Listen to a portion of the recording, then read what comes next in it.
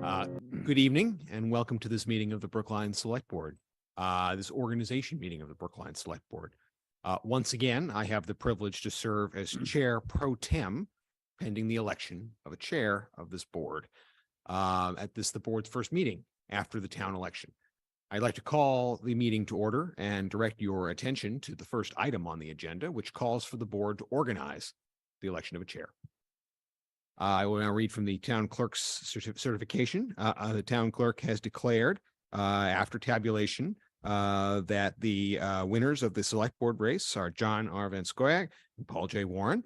They have been elected to the select board for a 3-year term. Congratulations to the both of you and welcome to this board. We will now proceed with the election of a chair. Nominations are in order and no seconds are required. I will take nominations. John. Yes, thank you very much. And with great pleasure, I would like to nominate Bernard Green, who I'm going to say has served us at a difficult time with great steadiness and has been a great listener, not just to those of us on this board, but to the members of the public who come here on a regular basis. And I think we've all learned from Bernard's example, both in his service to the town through the select board, but also in his leadership of the select board. So as I say, with great pleasure, I nominate Bernard Green to be chair. Are there any other nominations? Is there a motion that nominations be closed? So moved. Is there a second? Second. I do need a second on that. Thank you. We will now vote on the motion that nominations be closed. Please indicate your vote by saying aye or no. Mr. Green? Aye. Mr. Van Scoyac? Aye. Dr. Ashkenazi? Aye. Mr. Sandman? Aye. Mr. Warren? Aye. Motion carries.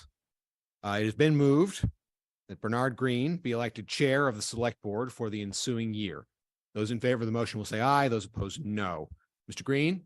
Aye. Mr. Van Scoyac? Aye. Dr. Ashkenazi? Aye. Mr. Sandman? Aye. Mr. Warren? Aye. Motion is carried by a vote of 5-0. Mr. Green has been elected chair of the board for the ensuing year. If he were physically present, we would tell him to take the chair, but the chair will be kept warm for him until he returns to in person. Yes. Thank you. Thank you. I guess next we want to take nominations for vice chair. Are there any nominations? I'll nominate John Van Scoyac. Thank you very much, Bernard. Any further nominations?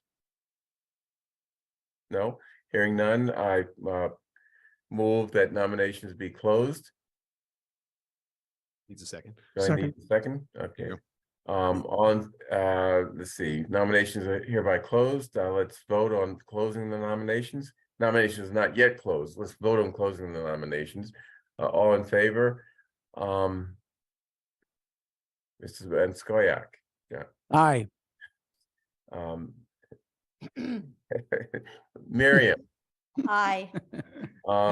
Mike. Aye, glad you reverted. Paul. Aye. And chair votes aye. And we can have a discussion, by the way, about how formal we want to be in our meetings. I tend to be informal, but if you object, let me know. Okay, so nominations have been closed. I call for a vote.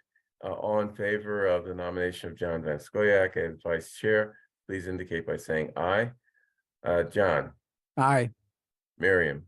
Aye. Mike. Aye. Paul. Aye. And chair votes aye. Okay. That concludes our organizational meeting. Do we need to adjourn? Vote to adjourn? You need to vote to go into executive session. Yeah, okay, that's separate. Okay.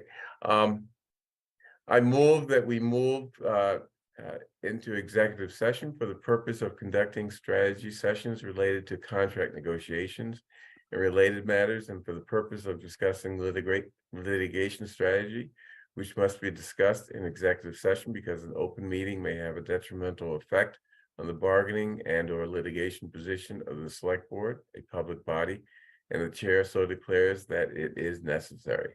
The select board will convene an open session following the executive session. All in favor of going into executive session, please indicate by saying aye. John, Aye. Miriam, Aye. Mike, Aye. Paul, Aye. and chair votes aye. Okay, so we have to, I have to go into a separate Zoom room. Oh, Okay. I wonder why that, oh, I see.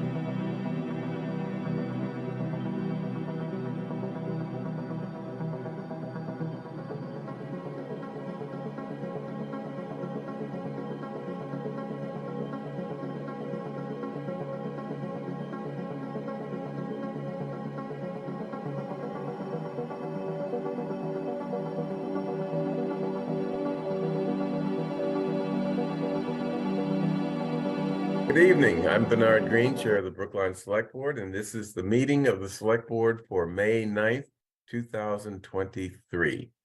Let's start off with announcements and updates from the Select Board. I'd like to start off with an announcement of an upcoming exhibit in the courtyard of the high school titled The Cattle Car Exhibit.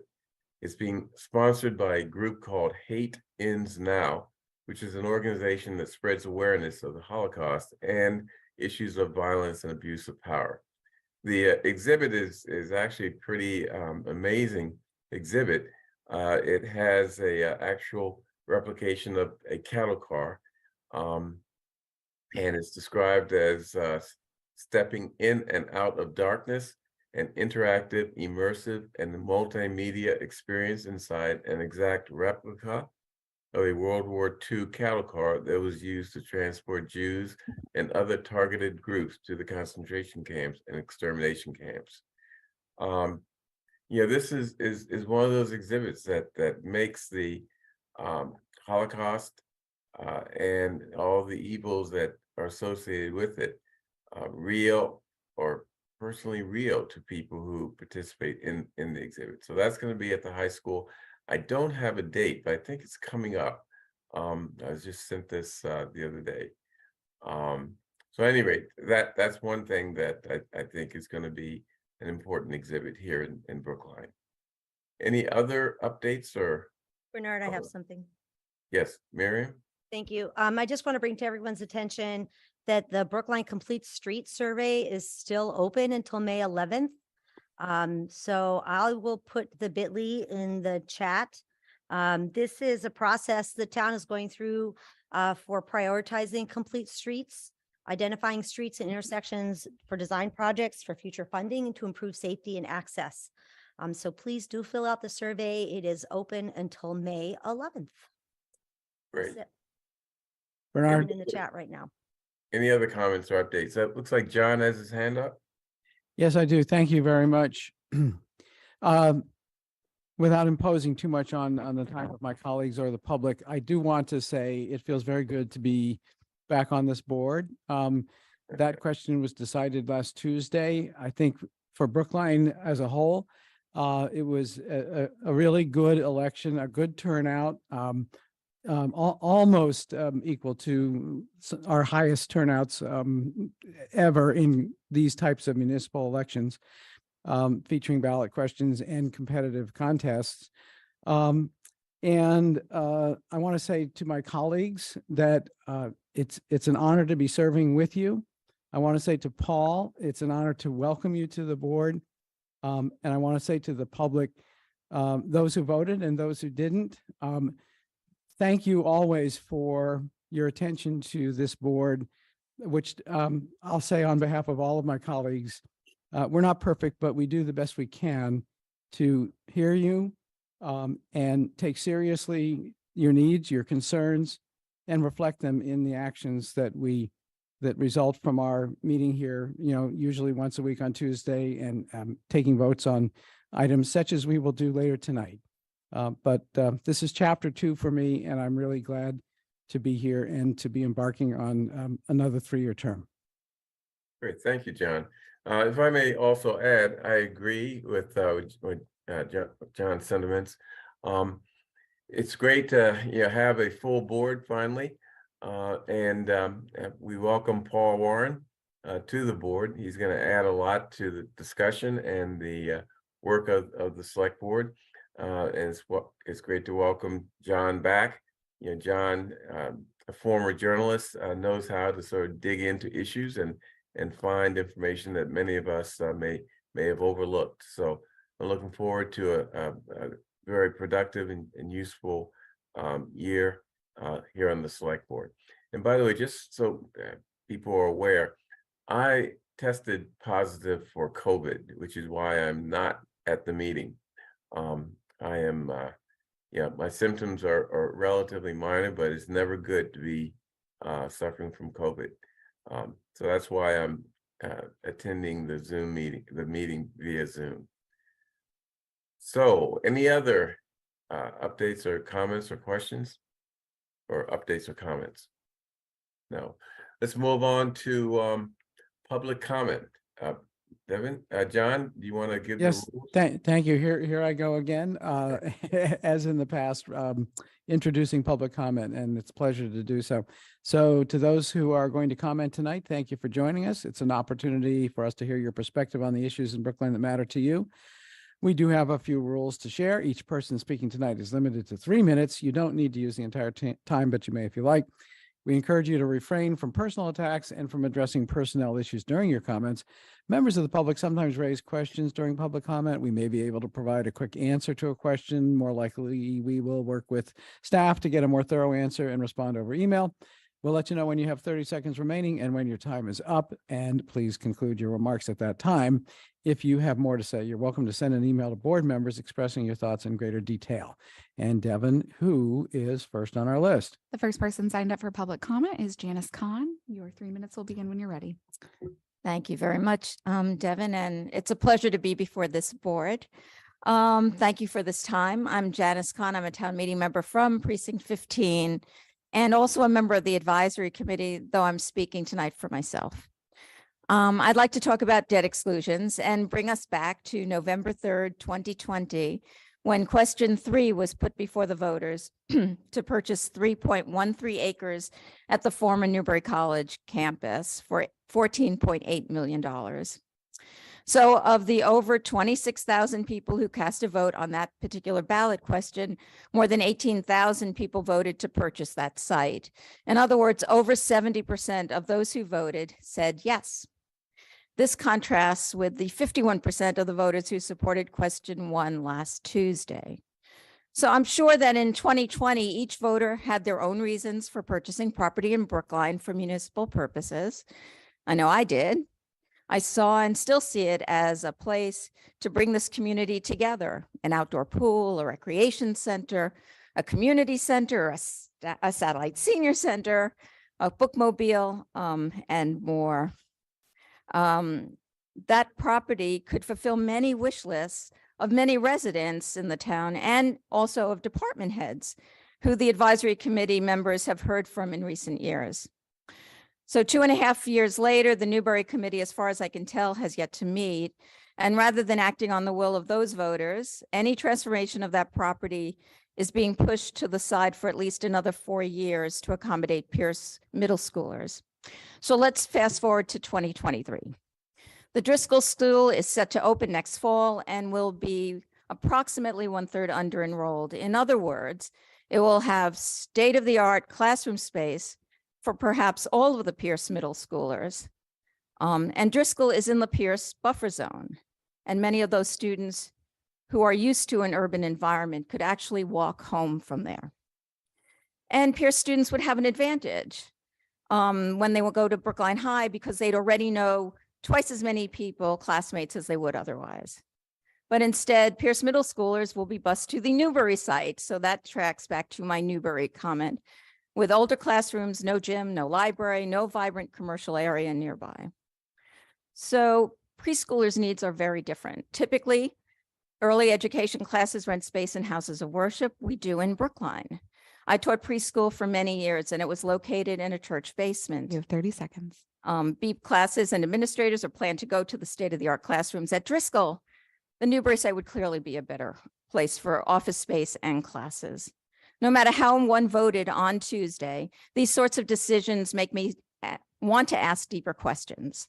51% does not define the will of the voters in a way I feel comfortable knowing that we are making thoughtful decisions in the town. And I hope town leaders will continue to look beyond top-line data and go for a deeper level of understanding of the why behind how the voters chose to cast their vote last Tuesday. I certainly want to learn more, and I thank you again for your time. The next person signed up for public comment is Michael McGraw-Herdeg. You've been promoted to a panelist. You can unmute and share your video if you're comfortable. Your 3 minutes will begin. Fantastic. Hi, everybody. My name is Michael McGraw-Herdeg. My son Thomas is 5. He's in the Pierce School kindergarten. My daughter Victoria is 3. She's in BEEP. She loves it. She's a future Pierce student. I just wanted to very briefly discuss the Pierce School project that the town voted to allow borrowing for last week. And I want to thank the select board and town staff for helping the project get this far. And I want to ask for you to help keep it going. I was trying to think last night about the impact of this project, sort of the why behind my yes vote last week. And I found a couple of letters that sort of helped clarify for me. This one, this one came in the mail. A friend wrote a letter. It says, "Dear Thomas, I love you. You are my best friend in KM." That's his kindergarten class. It says, "To my best friend in KM, happy Valentine's Day." And then I found this card that we've kept, which is from one of Victoria's friends, and I guess an older sibling. He's a good writer. It says, "Dear Victoria, happy Valentine's Day. You are my best friend." This stuff is so fun, folks. Thomas treasures his classmates' Valentines, and Victoria loves her Beep friends. And I was thinking about this. I realized that these friends of theirs aren't just little kids, that these are the beginnings of people. These are people who are creating a web of complex and blossoming relationships that grow beyond the family and beyond our household and suffuse the whole town. This web that ties so many of our neighbors together is the public schools. Now, folks, these kids aren't voters yet, but they will register when they're 17, and they're going to remember how hard the town has always worked to make sure they have a good school and a good place to be with their friends and a good place to become an adult. Folks, I don't want my kids' classmates to worry that if they break a limb or develop a disability, that they're going to have to go somewhere else and be separated from their friends. I don't want my kids' classmates to suffer if they develop an attention disorder and they can't follow the lessons in the chaotic Pierce Library classrooms. And that's how I think about this project. I think all of the kids in our town, everywhere in the schools, deserve a good place to go to school together. The Pierce Project, whose funding the voters approved, is the best way that I can see for us to achieve that vision. And that's how I think about what's at stake with the project, the why behind my yes. The work ahead of us for the Pierce Project is technically and politically complex. And I just want you all to know that I really appreciate the hard work that all the select board has done and all the town staff have done to help us make these hard and complicated decisions and to get this far. I just want to thank you for all your work to continue guiding Pierce to completion, because You our have kids 30 deserve this. seconds. Thank you all. The next person signed up for public comment is Sana Hafiz. You've been promoted to a panelist. You can unmute and share your video if you're comfortable. Your 3 minutes will begin. Hello, everyone. Sana Hafiz, Brookline resident, Precinct 4, Black and Brown Club National Program Director. I wanted to welcome Paul Warren. I know that you spoke about your life during your campaign. You've said that social services such as living in Section 8 housing provided you, a teen father raised by a single mother, a safety net to go on and attend university and embark on a successful business career.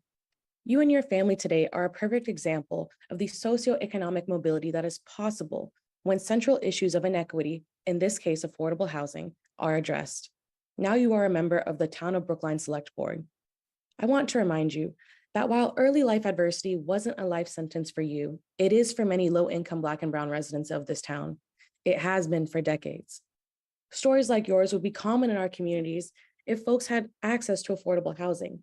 You have said that you support the Harvard Street Project, a long overdue project that the town has not prioritized until penalty of a fine. We have met with Maria Morelli, senior planner for the town. We are all in agreement that this Harvard Street project must prioritize current low-income residents and have an affordable rent-to-own option. We'll be working with you over the next 3 years. I'll set the expectation now so there are no surprises. We expect you to keep your word. Governance is public service. You are empowered by the people. Remember that and show us that you remember it with your actions, and I think we'll be able to get some work done. Good to make your acquaintance, Paul. I want to indicate that the next person signed up for public comment is John Lau, although I don't see him present in person or on the attendee list. At this time, there are 24 attendees virtually, 1 in person. No one is using the hand raise or Q&A feature to indicate they'd like to make a comment. Okay, thank you, Devin. Next, let's go to the miscellaneous calendar. Approval of miscellaneous items, licenses, vouchers, and contracts.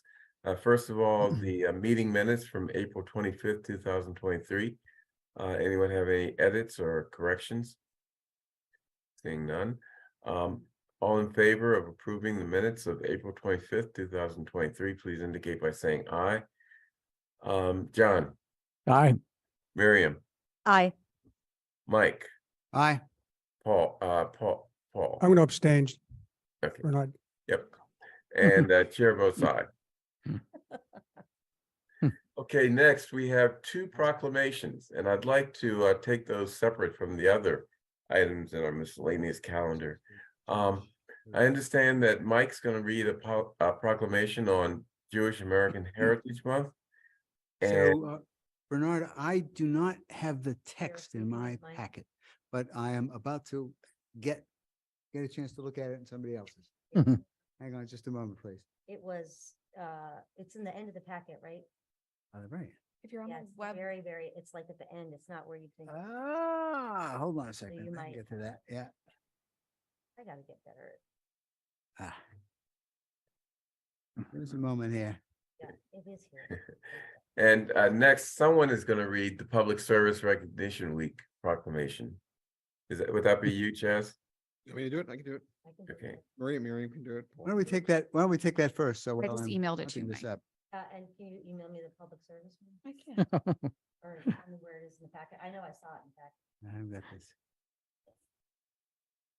I mean, it takes up a lot of time, but I I think vote it's 8 and important 9. to read these proclamations so that people who are the subjects of the proclamation know that we take seriously their contributions emailed it to to our you, though. town I, and our I could community.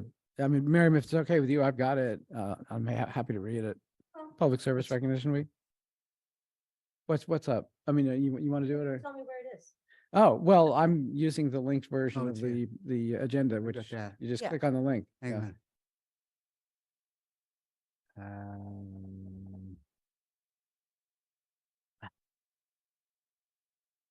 Oh, because I don't use I use the agenda in the packet. Yeah. I just emailed it to you. Thank you.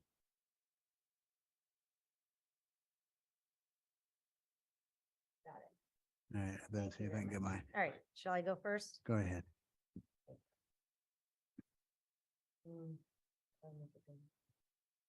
Whereas the Brookline Select Board believes that residents of Brookline are served every single day by public servants at the federal, state, and local government levels, the unsung heroes do the work that keeps our nation and community working. And whereas public employees take not only jobs, but oaths. And whereas public servants include teachers, laborers, police officers, administrative professionals, healthcare professionals, computer technicians, social workers, firefighters, human resource professionals, engineers, project managers, information technology professionals, and countless other occupants, day in and day out, they provide the diverse services demanded by the American people of their government with efficiency and integrity. And whereas without these public servants at every level, continuity would be impossible in a democracy that regularly changes its leaders and elected officials, case in point. Whereas public servants make crucial contributions in every community in America.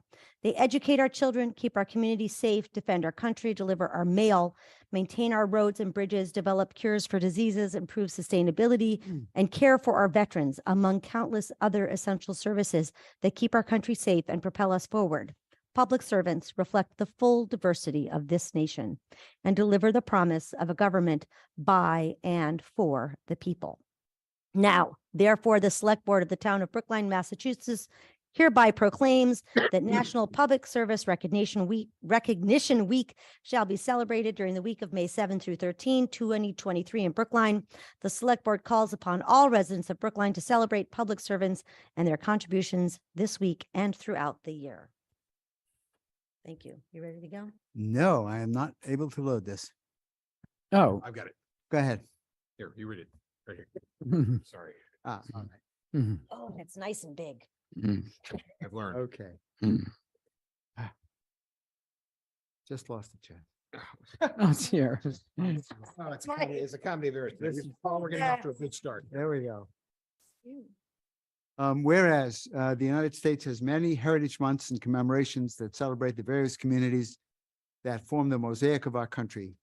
Because of those celebrations, we learn about one another, we honor the richness of our diverse nation, and we strengthen the fabric of American society.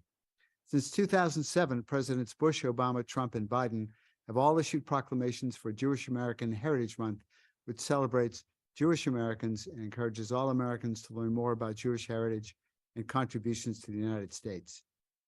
Jewish Heritage Month had its origins In 1980, when Congress passed a resolution which authorized and requested the president to issue a proclamation designating April 21st through 28th, 1980 as Jewish Heritage Week.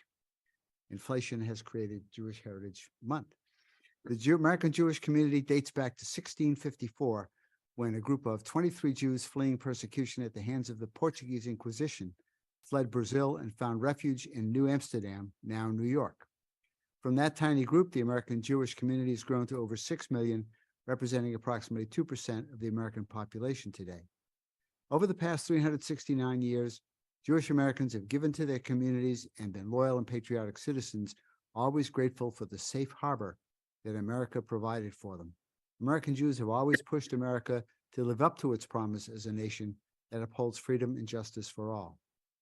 Today, many American Jews are feeling increasingly vulnerable amidst the rise in anti-Semitism. The American Jewish community's State of Anti-Semitism in America 2022 report revealed that 89% of Jewish respondents believe that anti-Semitism is increasing in the United States. This increase is linked to increases in racism directed towards other minorities. History has shown that most groups and individuals that express hatred of any minority group will also express hatred towards Jews.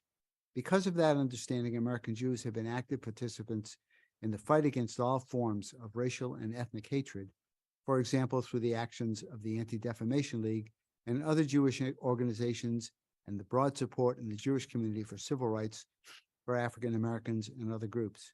The strength of a society can be measured in part by how they protect their minority populations and celebrate their contributions, and it's altogether fitting to once again mark May as Jewish American Heritage Month. Now, therefore, we members of the Select Board of the Town of Brookline do hereby proclaim May 2023 as Jewish American Heritage Month in the Town of Brookline.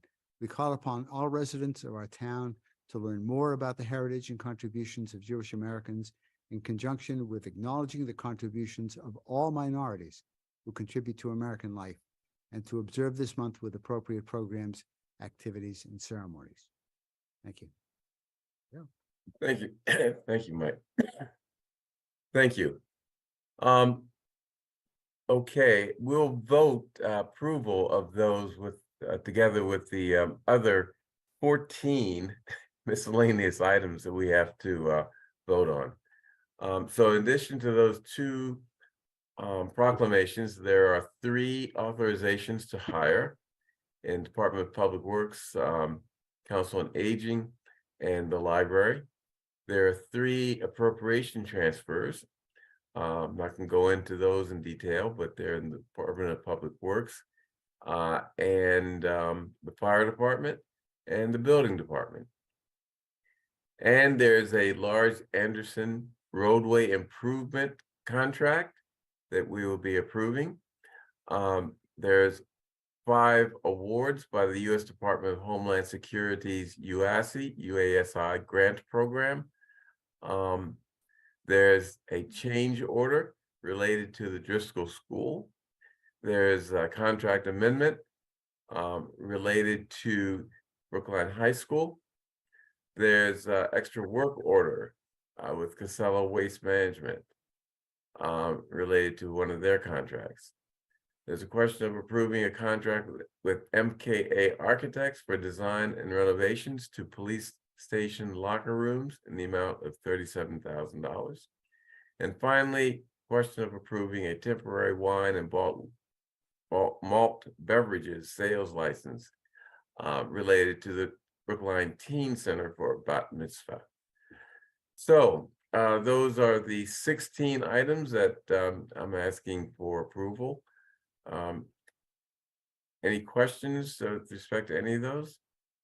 Bernard, I had a question. Yes. And Chaz, I think this must be for you. Is there any further detail on the $374,486 change order on Driscoll? Yes, give me one second.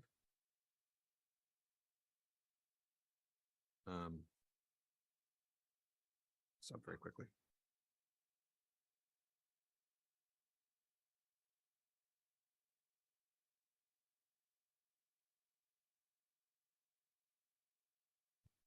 So the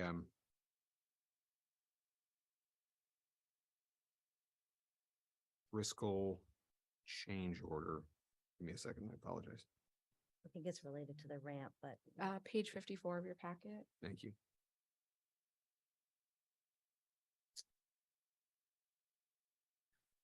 So you can see broken down. Yep. There's right, modifications to ceiling and soffit layouts and heights, HVAC. It's various different right, changes to the central monumental stair. It's $80,000. There's a variety of clarifications and kind of floor by floor changes totaling, between $30,000 and $40,000. There's a negative change order, a credit change order for certain toilet room modifications. That's unfortunately much smaller than the rest of them. And there's, these are the kind of typical contingency budget items that you would see in part of a change order process, right? Adding a fuel oil tank, $6,700, complying with a plumbing inspector's request by putting in an additional floor drain. Or installing backwater valves and access panels. Those are the kinds of sort of minor change orders in here. I would note we have actually the up-to-date total project cost for Driscoll, which I can circulate to you. The project is still on track to be on budget. Yeah. And I will add that not only are we on track to be on budget, but we still have more than an acceptable amount remaining in our contingency fund. Yeah, I have heard that, and that's all good news. That is still the case. Yep, good. And thank you for the detail, and I apologize. It's always awkward, and I No, it's okay. I didn't mean to ask for that in the absence of that information. If in fact I could have just found it by going to page 54. I think we do have this. More detail on page 55 and 56. Yeah, okay, all right. I can finish my own remarks, thanks. I do want to point out simply that the linked version of the agenda is so convenient. And for example, previously it was much more convenient when it came to just quickly finding the proclamation. For whatever reason, maybe it's too complicated to have links for the items such as this one that would immediately get us to the detail on that item. But I guess it's a subject for discussion, in the future, on a future day, as to whether we on the select board have any way of knowing who is actually familiar with the Driscoll building project and the day-to-days passing of these kinds of changes in the project. Who reviews them so that we on the select board can be confident that we wouldn't be asked to approve this routinely if it were not for the fact that it has already been thoroughly, checked and okayed by various others. It's a good question. So Tony Giuli is the project manager. He's one of the senior project managers at the building. Right. He oversees this process. He approves all change orders. Ultimately, at the end of the day, Yeah. He, in consultation with Gilbane, who's the project on the project as well, make sure that all of these are reviewed and approved before going to you in the first place. Yeah. And also Matt Gillis. And the building. Jim- I'm sorry. Yeah. the Commissioner. Yep. Sorry. Yeah, nope, that's what I was just gonna say. It's Okay. not just Tony.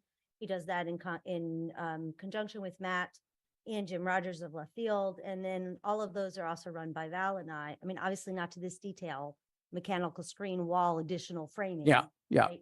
But all of that happens at our meetings. And Tony and Matt are in charge of the day-to-day stuff. I would Great. say as we get closer to opening day, we do want to make sure we have a presentation to all five of you about how Driscoll is doing. Because as you can see from passing along the street, it's looking great. We're not there yet, though. No, Mhm. there yet. Mhm. Now, let me just add that you said that we have not, I think Miriam said that we have not really eaten into the contingency. If at the end of the project, there's money left in the contingency fund, that money basically goes back to the taxpayers, and that is not money that is bonded. So, that's great news that we haven't been using up the contingency. I do have a quick question. Sure. Chess, Well- for you, I think if it appears that many of these change orders maybe have already been implemented. If there was a change order that would put the project over budget, what's the trigger to approval before it gets done. Generally speaking, if there's an issue on that front that rises to the level of something where it's going to put something out of alignment, it needs to be approved by the building commission and you before we kind of move through that. But the other thing is that I'd say those would be situations where it would be like above and beyond, like a major shift. The reality is if it's Melissa has just texted me to tell me that when we bond these things, and any kind of surplus can be applied to the future projects with similar terms. But if there is a lack of surplus that requires us to go back and address these things, then it has to go to you first. Okay, thank you. And I just want to add to that too, that Tony and Matt you can't get two more experienced, thoughtful people, frankly. And Tony, who's not warm and fuzzy, but I really love you, Tony. They're very careful that if there's anything like the terrazzo tiles, that is coming to us to approve before we pull the trigger on it. Right. Right. So this stuff, we don't need to, this stuff just has to happen. That's what the contingency is for. Stuff like terrazzo, where we're taking something that was value added, that was value engineered out, and we're putting back in. That's coming to this select board for a vote before it happens. And I do want to compliment the project team and the team managing this, because I did raise the question about the budget when I saw the number of change orders, and it was within minutes of my request that I got a full budget status, including again, budget first actuals plus the contingency. So I was impressed with that information. It wasn't up on the website yet, but I know there was a Yeah, technical issue. But I provide my compliments to the project team. Thank you. And we do try to make all that public again. We are having some change in personnel issues that have led to some delays on that, but we're trying to fix it. Bernard, one last question, if I may, on this. Do these go through the building commission before they come to us? Yeah. Yes. They do. Okay. Okay. You're the Great. last step. We Yeah. are the last stop. Yeah. Thanks. Okay, any other questions regarding these 16 miscellaneous items? No? I move approval of items 7B through 7P. All in favor, please indicate by saying aye. John, Aye. Miriam, Aye. Mike, Aye. Paul, Aye. and chair votes aye. Okay, next, boards and commissions interviews. We have candidate for the planning board, Susan Howards. Susan, are you in the audience? Bernard, last minute today and yesterday, I received word from two candidates, both Susan Howards and Julia Kazan, who will need to reschedule their interviews. Okay, Cynthia will be joining us shortly, but my recommendation is that the select board takes up the special state election until she arrives. okay, let me just indicate that in my notes. Deferred. Okay, so Chaz, you gonna tell us what this special state election is? I assume it's down in precinct 16. Oh, Ben Kaufman, the expert on these matters. Thank you, Chair Green, and congratulations to Select Board Members Van Scoyac and Warren for your elections to the Select Board. Chair Green, if you'd allow, I'd like to speak very briefly about the May 2nd elections before we get into the special state primary. We appreciate that. Great. Yes. Sure. So as was discussed during the opening comments, we had a very successful election on May 2nd. We had record turnout across the town. Over 30% of registered voters cast their votes in this election, which is the highest turnout for a town election in 15 years, dating back to 2008. It was the first town election under the Votes Act with universal vote by mail, a full week of in-person early voting in 3 different locations. Of the 12,500 votes cast, 5,000 were cast early or by mail. Alongside the annual town election, we had a simultaneous special state primary election held in precinct 16, which added some complexity. The special state primary saw a higher turnout than the 2022 state primary election, which is very unusual for a special state primary to have. These elections, they do not happen on their own. They're the result of months of hard work by a massive team of town employees and passionate volunteers. And I'd like to take a moment to thank those who made this election happen. I want to thank the Department of Public Works, the Brookline Police Department, the Brookline Fire Department, the Public Schools of Brookline, the Public Library, the Senior Center, the Building Department, as well as Brookline Housing Authority and Boston University, who lent us their staff and their space so we could have a successful election day. I want to give a special thank you to my staff in the town clerk's office, Joe Tremper, Farisa Jimenez, Jessica McNeil, Donnell Diaz, Taniqua McDonald, Jennifer Alvarez, Giselle Rosario, and Jaden Hernandez, as well as a number of town hall employees, including Kelly Durgan, Mike Kilgallen, and Paul Scarborough, as well as staff from really every department in town who worked nights and weekends to execute this election.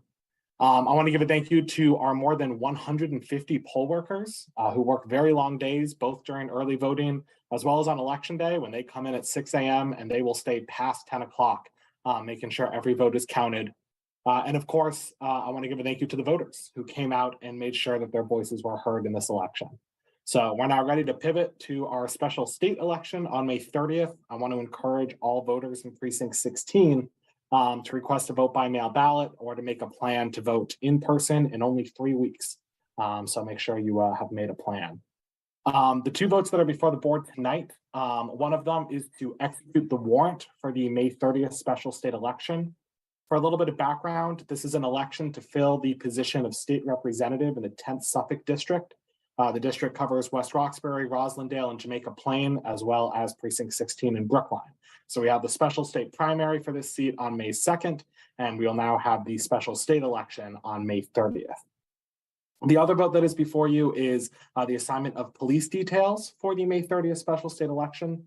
Under the Votes Act, the Select Board has the authority to assign police details to polling locations.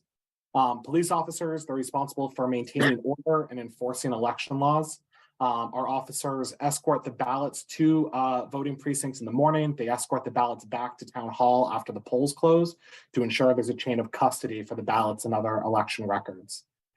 They've been invaluable resources in our polling places. They've assisted wardens in enforcing election laws. They've addressed unruly campaigners. They've had many occasions where they've helped voters accessing polling places, as well as instances where we have had police officers translating ballots for voters who might not speak English as a first language. So I want to thank Chief Pastor for her ongoing support and coordination of our police details for this election. An important note that select board members might notice, there is not a request for early voting for this election. Under state law, we are not permitted to have in-person early voting for a special state election like this. So we will not have any in-person early voting available. We will have vote by mail and ballots. We actually received the ballots today, so we will begin to mail them out tomorrow. So voters who are interested in getting a mailed ballot, they can go to brooklinema.gov/vote by mail for an application, and we will mail a ballot to you. So I'm asking for the board's approval, both executing the warrant for the May 30th election and assigning the police details for the May 30th election. Okay, any questions from the select board? Yes, Chair Green, would it be appropriate to ask our town clerk a question or two about his first presentation on the election that we just had? Okay. Yeah, Ben, thank you so much for the way that election was conducted. There are some questions coming in from precinct 16 about, I think there was a little bit of a mishap with some of the ballots, which has created some question in the minds of some of the precinct 16 voters as to how widespread this was. Can you just go into that a tiny bit and lay to rest perhaps people's concerns? Select Board Member Van Squire, you're referring specifically to mailed ballots Yes, between the two yes. elections? Yes. Yeah, so this was a particularly unusual election for us to have due to two simultaneous elections in precinct 16.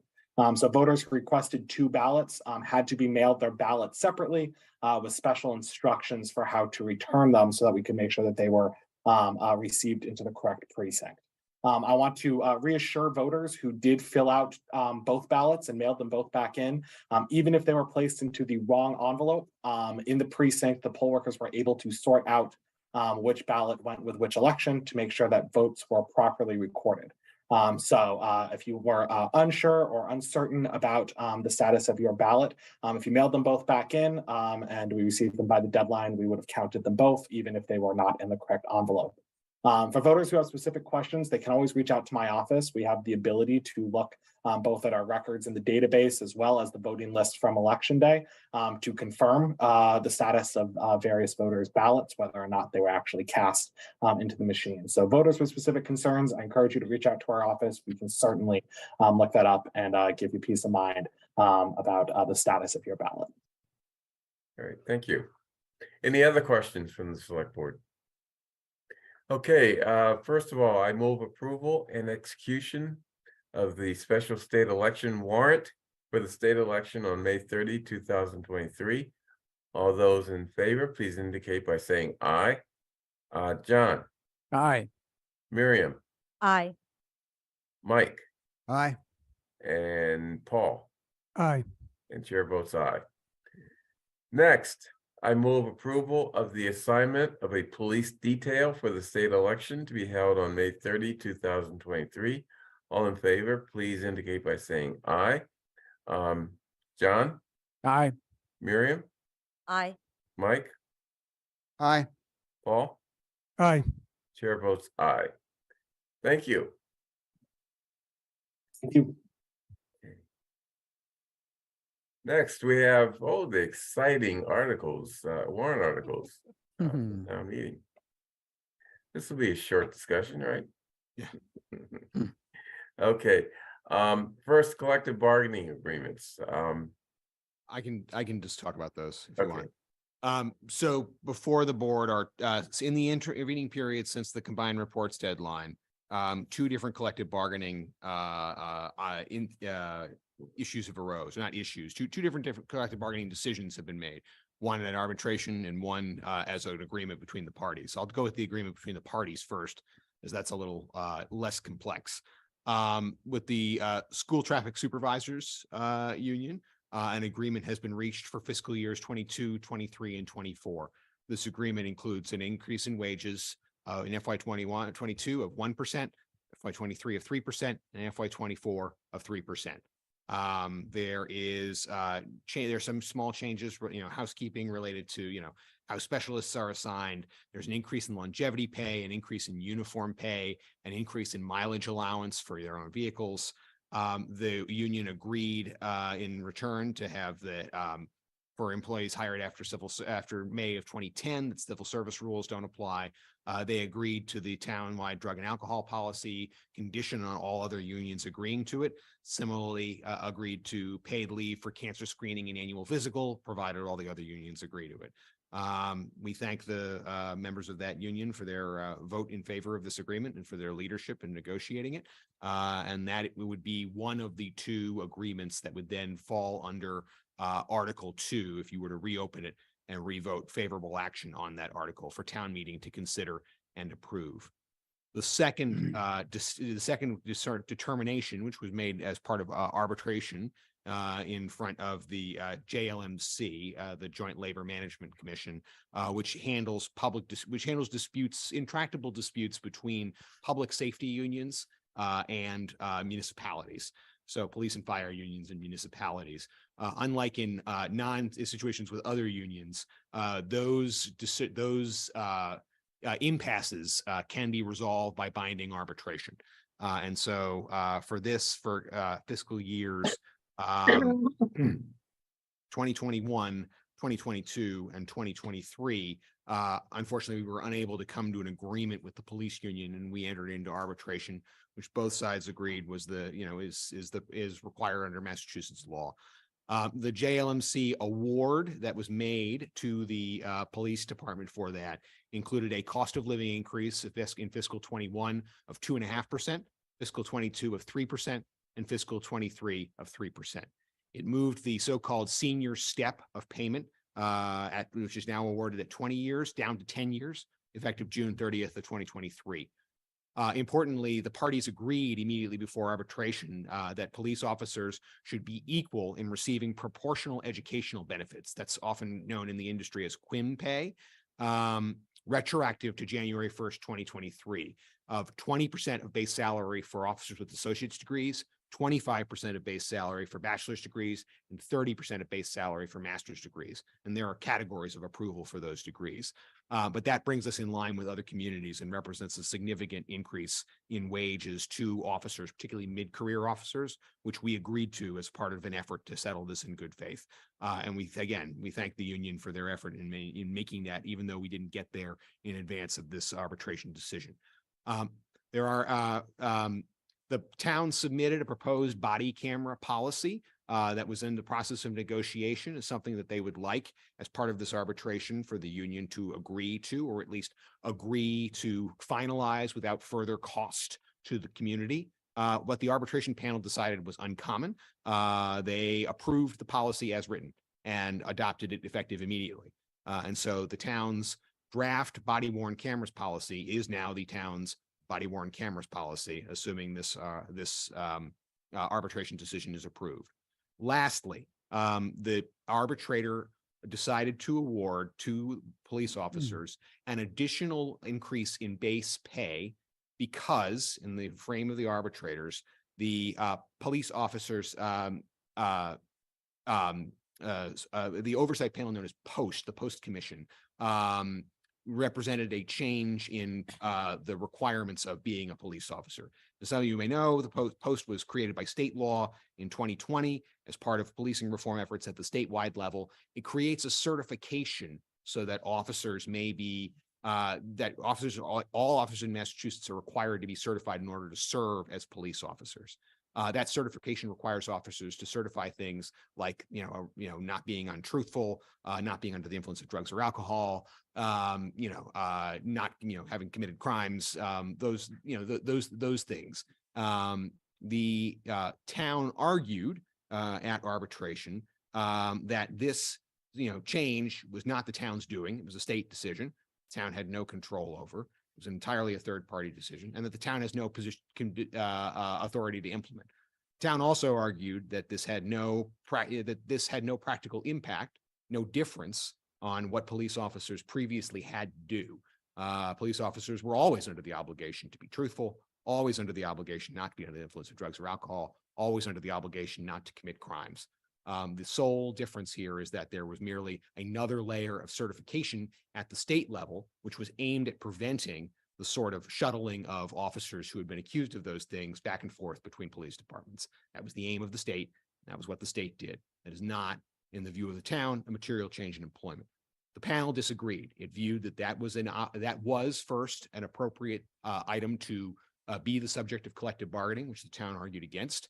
And it found that it was a material change in employment that warranted the town paying a significant increase in police salary.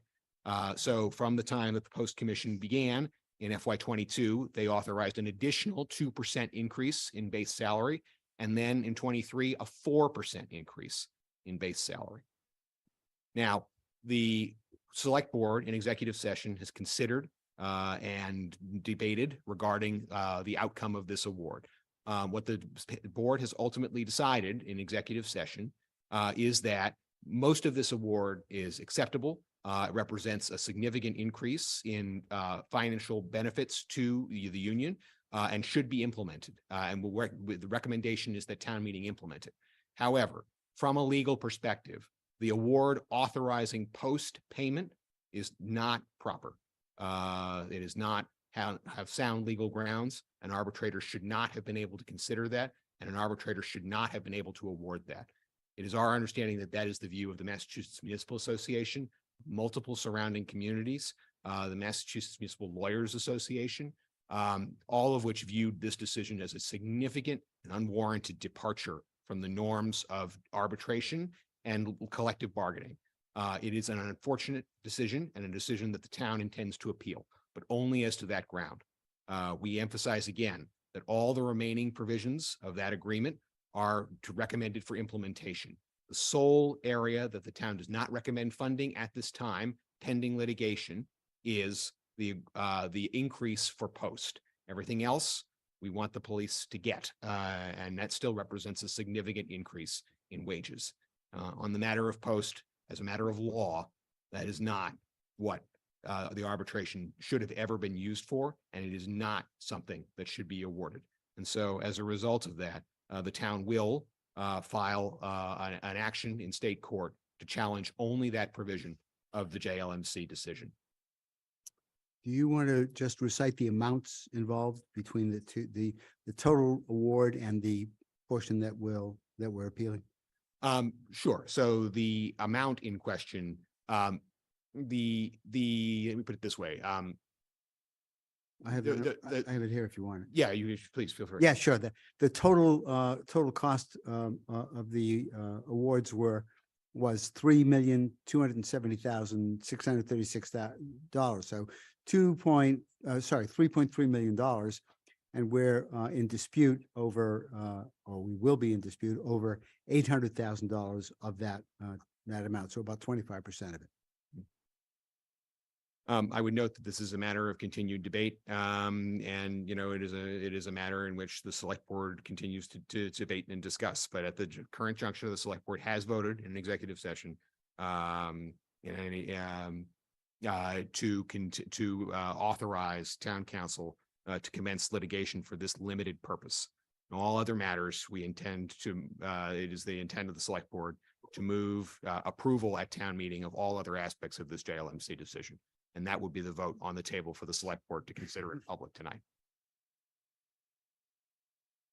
Okay, by the way, I apologize. My computer crashed and I had to get back in, so I was away for a second. Did you discuss the implications of this decision with respect to other bargaining units? I didn't, but I'm happy to do that. One of the concerns, so there was it's uncommon in these decisions. So the panel consists of a neutral arbitrator selected from a group of arbitrators run by JLMC, someone who's not supposed to be on one side or the other, a union representative, someone who's supposed to represent the interests of the union at the arbitration, and a management representative.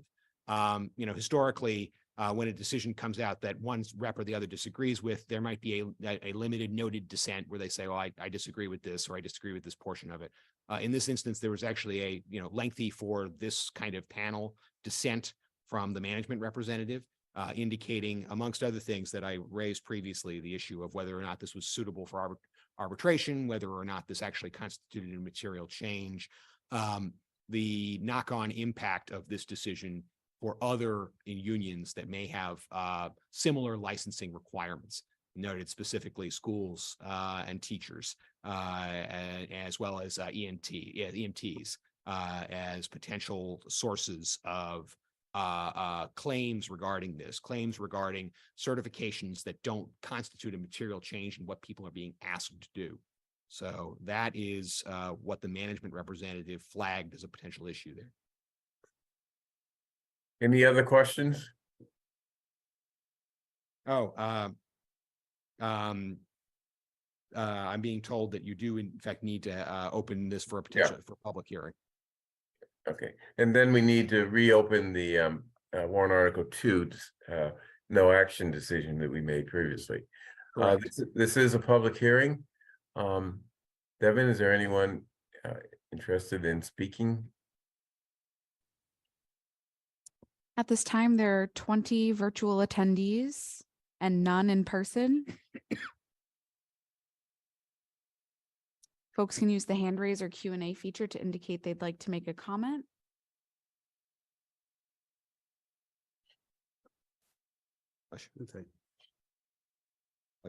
Thank you. See none at this time. Okay, let's close the public hearing. And I'd like to move to reopen warrant article 2, which we previously voted no action for reconsideration.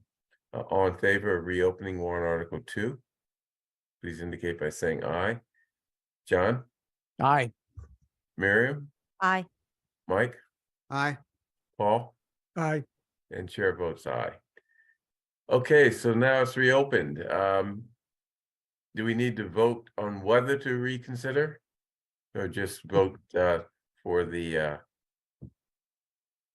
Now that it's reopened, you can move you can move favorable action on the article as amended to include a recommendation to fully fund the school traffic supervisors agreement and fund all portions of the JLMC agreement with the police union, except those portions covering the increase in pay due to the post mission. Okay. I won't repeat that because I think it was very clearly stated.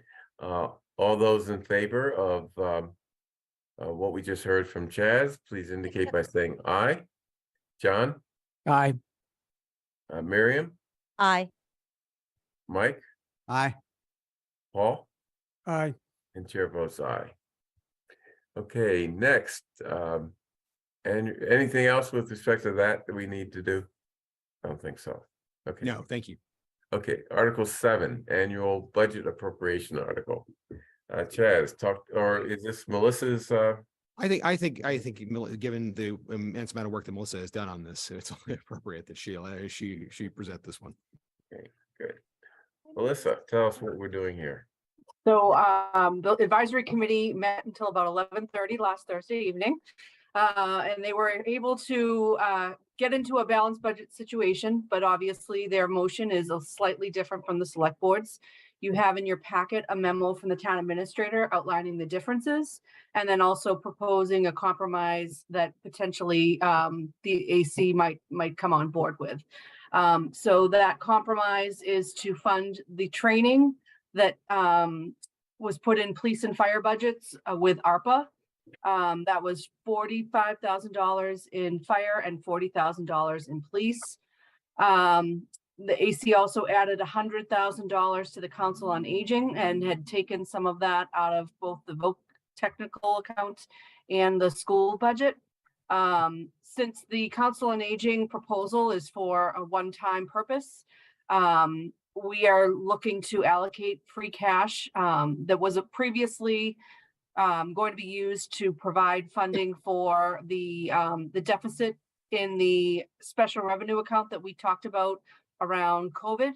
It's item number 36 in the budget table. So when we had filed the warrant, that number was actually a little bit higher, but then we received some reimbursement through FEMA. So we were able to pull down what we needed to allocate from free cash for that purpose. So that frees it up so that we can use it for the Council on Aging. So we are looking to keep the school department budget at the same level as the select board's original motion. Acknowledging that the vocational education account hasn't historically had the expenditures that rise to the level of the budget. We're looking to reduce that by $15,000.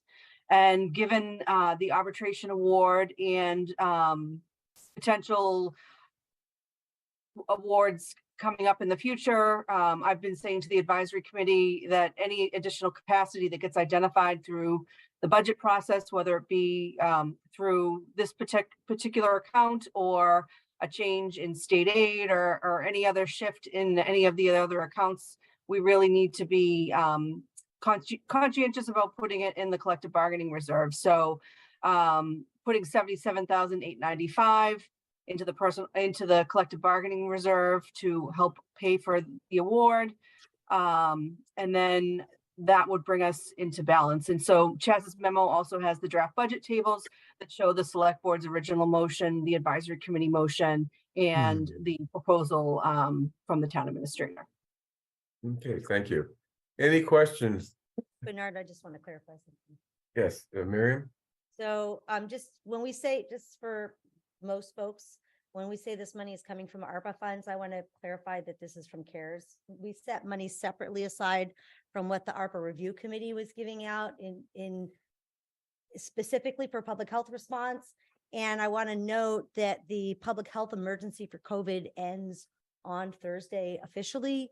And I think it's actually a very appropriate time for us to start thinking about other uses of the CARES fund. So I thought when I saw your memo, it was like, yes, but also for the general public, this is completely separate ARPA funding than what the committee was allocating. And just to add on to that, because I know folks have raised this and it's an important point. One of the things I often say in these meetings is we have to be very careful about using ARPA funding for ongoing expenses.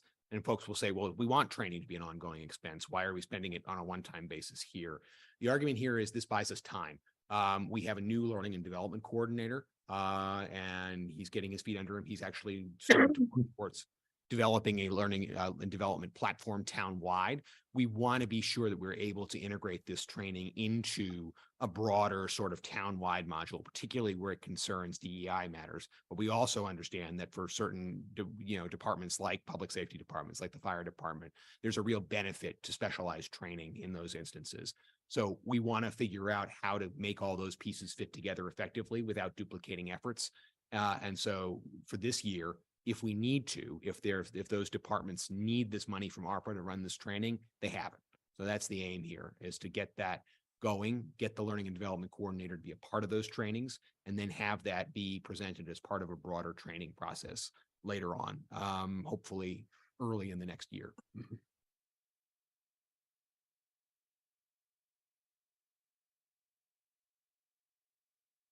Absolutely.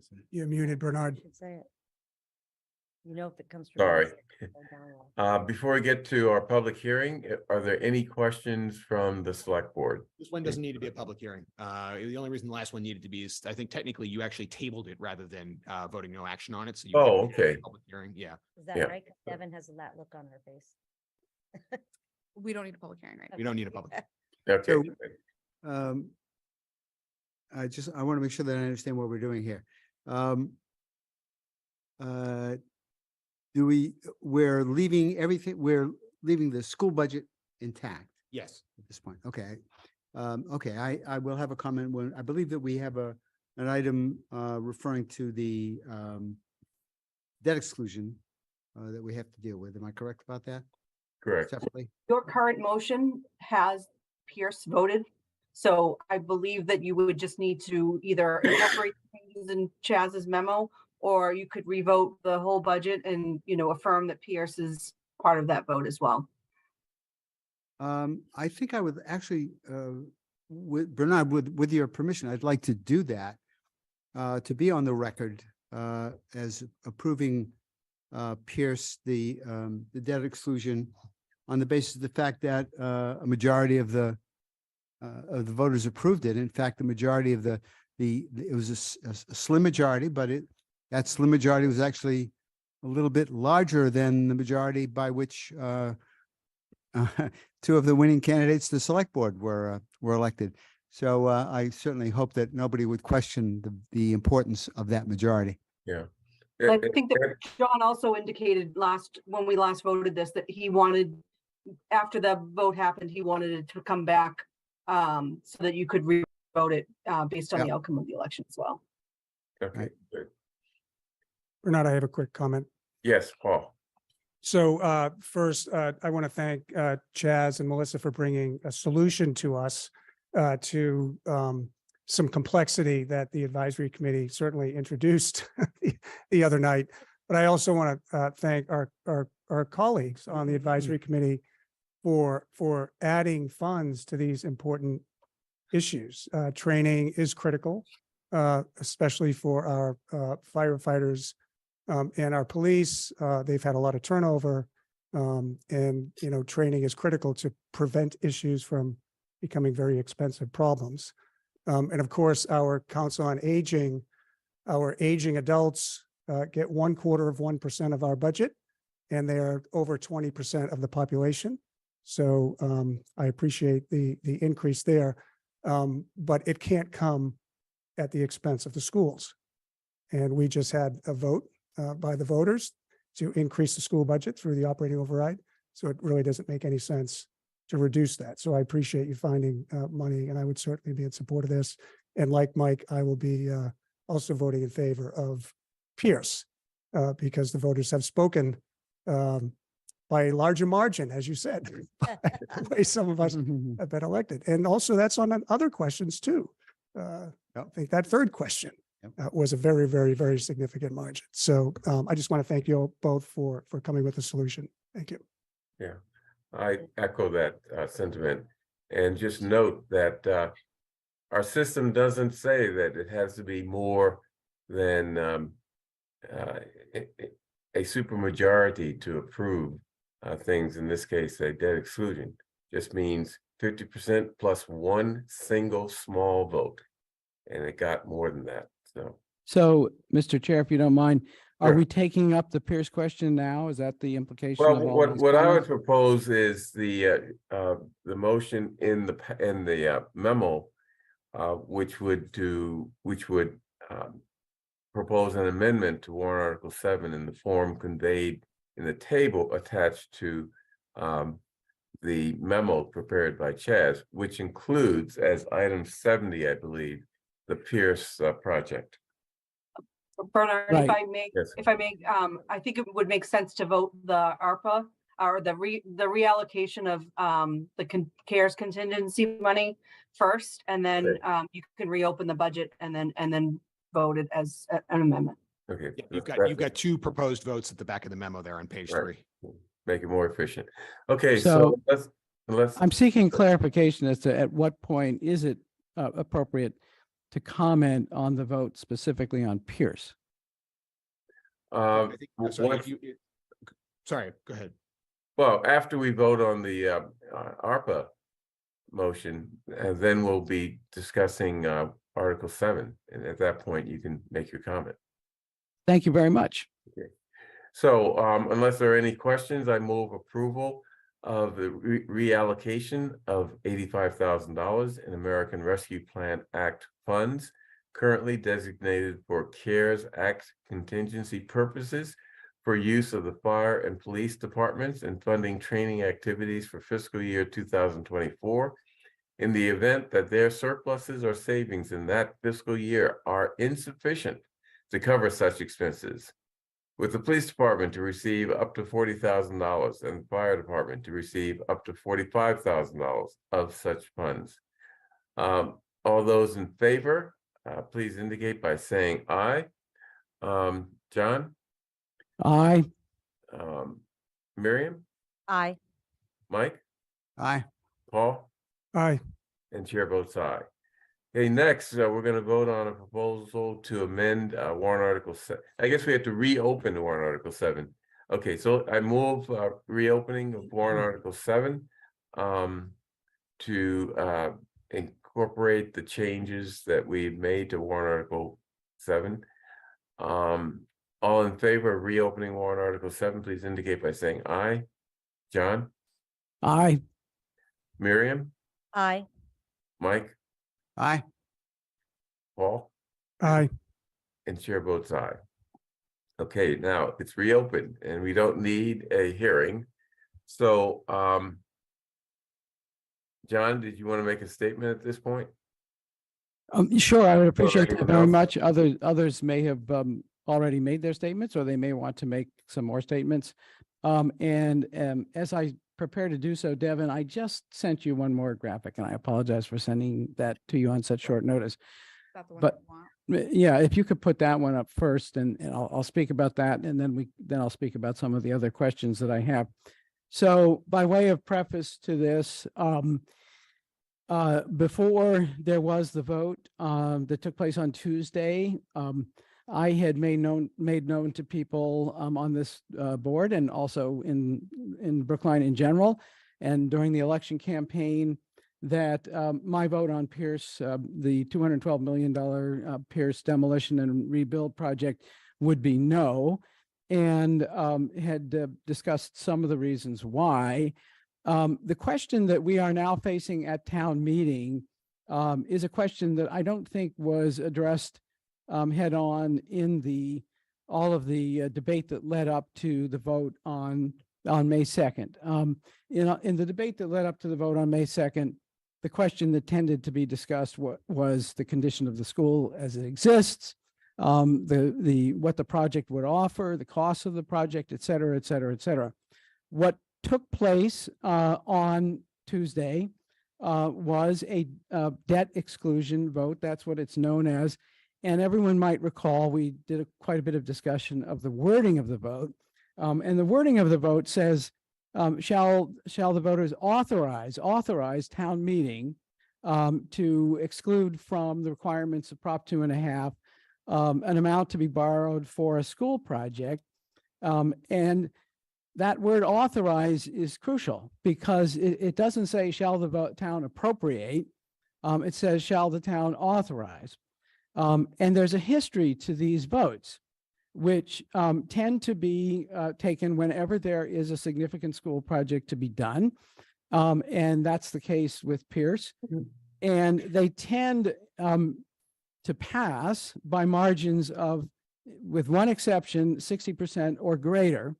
And they tend to pass in years when a consensus has already developed prior to the election that there really isn't a significantly organized campaign with funds raised and signs all over town that is going to oppose the project.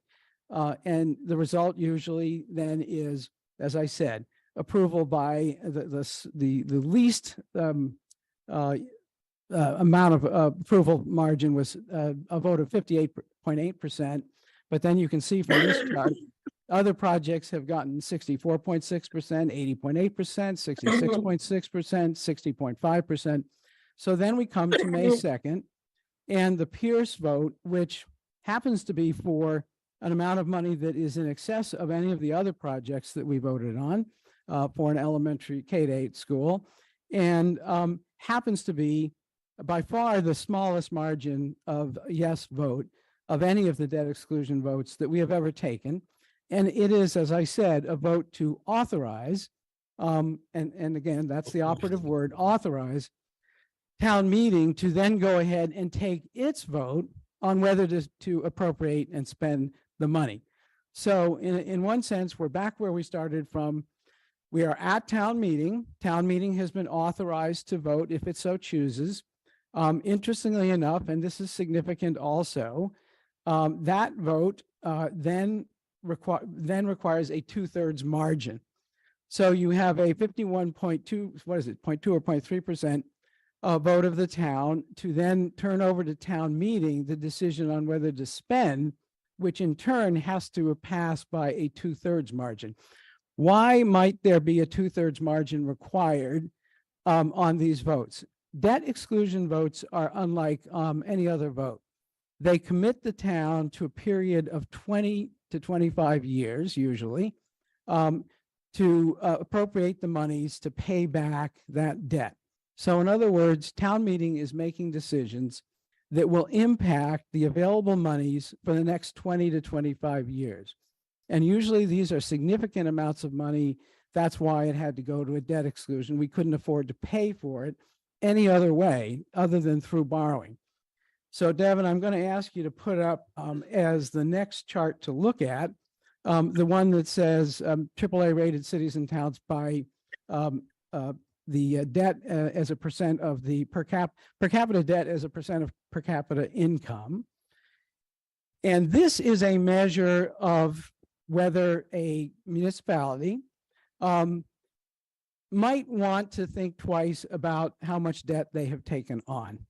So I limited myself to just looking at the top rated municipalities in Massachusetts. And Brookline is fortunate to be one of them. These are all communities that get AAA bond ratings. And you will notice, in this case, it's not a good thing to be at the top of the chart. And Brookline and Belmont are at the top of the chart because in Brookline and Belmont, in Brookline it's 8.7%, in Belmont it's 8.4%. The per capita debt as a percentage of per capita income is much higher than in any of these AAA rated communities: Cambridge, Winchester, Hingham, Lexington, Boston, Wellesley, Wayland, Newton, Weston, Dover. In Dover's case, Lucky Dover, they have only 1.2% per capita debt as a percent of per capita income. Brookline is at the top of the charts, 8.7%. Is the number significant?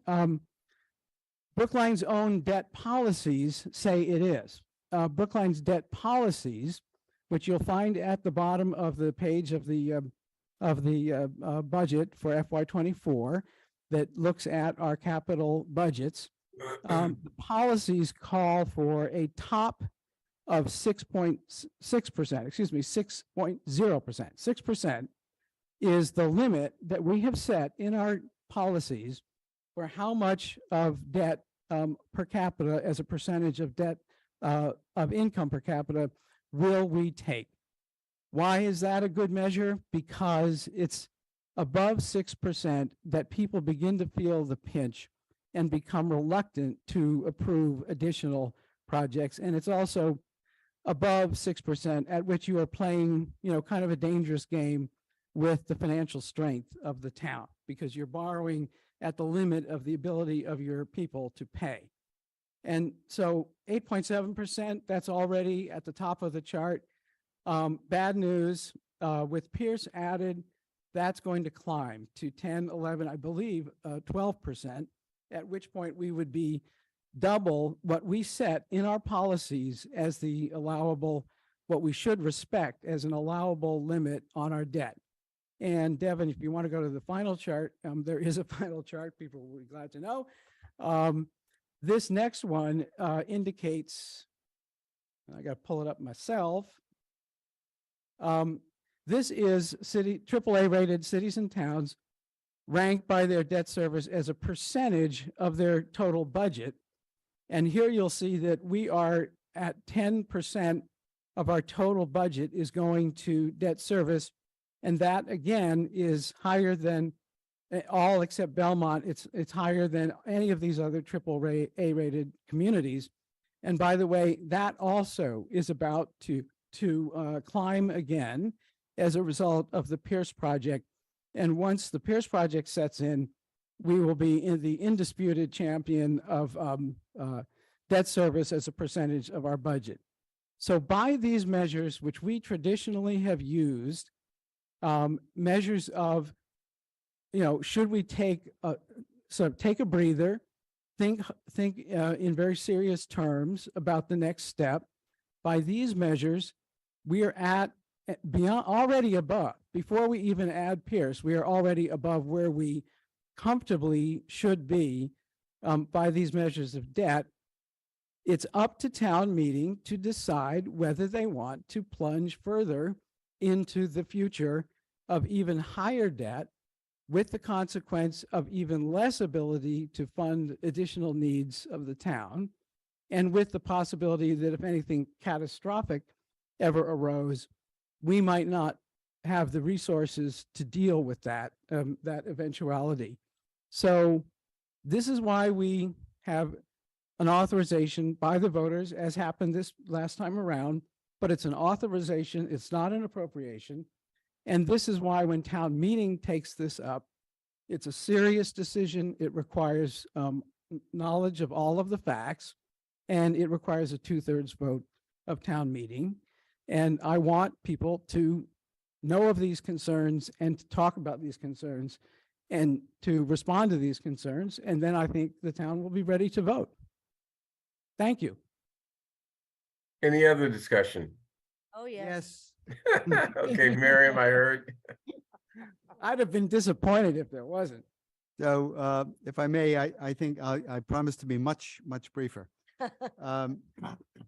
Debt as a measure of personal income is not a particularly useful measure. The proper measure of a town's ability to pay its debts back, which is what bondholders are concerned about, is the relationship of debt to the value of its real estate.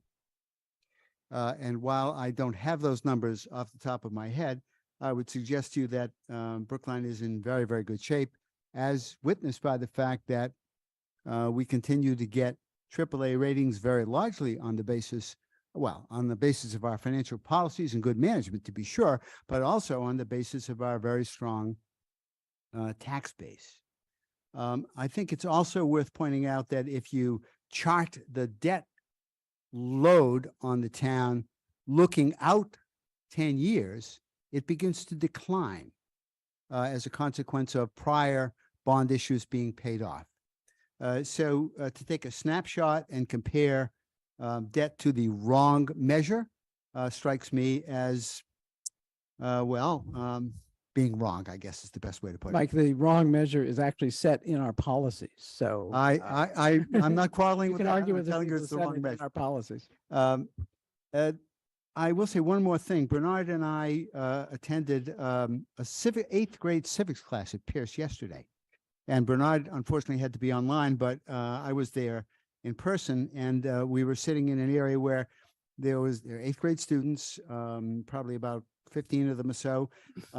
Immediately behind them, separated by sort of a half wall, was another class, excuse me, making a fair bit of noise, certainly enough so that it was difficult for us to be sure that we were being heard and listened to. And Chaz was there as well, as it happens. And the HVAC system hung down from the ceiling, and the fans were blowing fairly loudly. That's a building that is so unsuitable for education as it should be provided to students, that it's hard to imagine how one could do anything with it except replace it. Directly above us was a half floor. The floor sort of ended over halfway across the room, that was made of reinforced concrete. Taking that building and making changes to it would be an extraordinarily difficult thing to do. And so I would say that, yes, there's a high debt burden, but if you look at it against the correct measure, it's not out of line at all. And I would also say that we're looking at an expenditure that needs to be made. I'd like to say something too, Bernard. Yes, Miriam. Great, thank you. So first, I just want to say, sorry? Bernard sneezed. Oh, bless you. That's Yeah, the bless first thing you. I want to say. I'm sorry. Gesundheit, Labrot. I've got it in all 3 languages. Okay, so Mass General Law, Chapter 44, Section 10, sets municipal debt limits statewide. That limit is 5%. Brookline is currently less than 2%. I think that's really important. Our debt is good debt. And really, as Mike pointed out, we continue to get a AAA bond rating because of that. 5% what? Excuse me. 5%, 5% of our, Base, thank you. What base? tax base. Tax base. Okay. Okay. Oh, just let's So be there's- clear. there's a general, there's an equalized valuation is what we have to look at. Mhm. Okay? And when you look at equalized valuation, we're actually doing just fine. But the other thing I want to say, there's 2 things I want to say really. A majority is a majority, 50+1. I lose a lot of votes on the select board because I don't have the majority. And just because you don't like the outcome doesn't make it any less of a majority. And in the comparison to the vote counts compared for the other schools, I think it's important to note that there was no campaign for the high school. There was no campaign for Florida Rough and Ridley. There was a no campaign for the first round of Driscoll. There was no campaign for the second round. Yeah. So, you're I agreed with that. Okay, so you're That's consensus. I feel like this is, look, we put it to the voters. The voters said yes. And I will remind you, John, that you yourself said that if the voters said yes, you would support this. So, and that is, I can quote you if you'd like. No, I realize that quote is significant. And if you want to quote it, you are welcome to quote it. I would ask that you quote it word for word. But if you want to know why I said what I said tonight, it's because I'm not done with my concerns. All right. I think they're valid concerns. And it's all well and good to talk about, I think everybody knows, Brookline has, after Nantucket, we have the highest value tax base of any municipality in the Commonwealth, okay? And, beg pardon? Boston must have a higher tax. Well, yeah, and I'm thinking that measure I'm trying to figure where that It's got to be a per capita number. per capita tax base. But I would ask my colleagues, what do we think is more relevant to the average taxpayer? Whether we're okay in terms of the percentage of the value of our tax base, or whether we're okay or not okay, which we are not okay as a percentage of per capita income. Taxes are paid from income, and it is as a percentage of per capita income that we are extraordinarily high. And I haven't heard anyone dispute the numbers I showed that showed we are not only the highest among all triple rated communities in Massachusetts, but we are approaching double what we as a community said should be an acceptable limit of debt per capita income. The one answer that I can give you is a majority of the voters disagreed with you. No, they did not. That was not what was on the ballot. What was on the ballot was the authorization to town meeting to decide this question. That's an artful dodge, and you know it. This was Yeah. nobody I voted on agree that it's nobody not- voted on that. Voted yes on that because they said, well, I'm going to leave it up to town meeting. They voted yes on Well, it. that's They want what the to go. ballot question said. I'm going to, at That's John, what the law Hold says. hold on. I have some control over I was this. hoping we could have a real I would debate. just like to read at John's request, his direct quote. Okay, wait. Okay, quick. Okay. From page 8 of the April 28th Select Board meeting minutes, if you want to watch the video, it is starts at 3:51:45. Quote, if question 1 passes and I still happen to be on the select board, the responsible thing for a select board member to do with the electorate having voted would be to say, if the electorate says that we have the exemption to borrow this money, then the project is going forward. And it would be irresponsible, not to go ahead and take advantage of the exempt borrowing because we have no other way of paying for the project. On the one hand, if it passes, I feel an obligation to say yes to funding a project approved by voters. But on the other hand, I'm personally going to vote no on it, and it's too early for me to know if I have to vote yes, end quote, word for word. Isn't that interesting? The last words were, Okay, wait, hold on. it's hold on, too hold on, early hold for on. me to know. Paul would like to. Okay, wait a minute. Okay, John, you had an opportunity to make your statement. Other people have been able to respond. Thank you. Unless Paul has anything to say, I'd like to. Sure, you move want on. to do this, Paul? Well, the only thing I was going to say was that I think what we're voting on tonight is whether the select board is going to recommend positive action Right. on this article. And I don't see any of this changing anybody's minds right now, other than eating up a lot of time. Yeah, So I'm hoping that we can move to a vote. Mhm. Yeah. okay, John has made his statement. Other board members have indicated their disapproval or disagreement with that statement. Let the record show that. So I move approval of an amendment to warrant Article 7. We've opened up warrant Article 7, so Yep. this for the record. I move approval of an amendment to warrant Article 7 in the form and substance conveyed in the table attached to the budget reconciliation memorandum of the town administrator dated May 9, 2023, which includes, in addition to the other items, item number 70, which is the Pierce appropriation. All in favor, please indicate by saying aye. John, No. Miriam, Aye. Mike, Aye. Paul, Aye. and chair votes aye. Okay, let's move on. Thank you for the opportunity to make those comments. You're welcome. Article 15. Clarify and update votes previously taken regarding the stretch code and specialized energy code, and to add fossil fuel free restrictions in accordance with the Mass Department of Energy Resources demonstration project. Is that you, Melissa? Talk to us about that, or? Tom, I believe Mr. Barrasso is on. Oh, okay. Oh, I didn't see him. Thanks.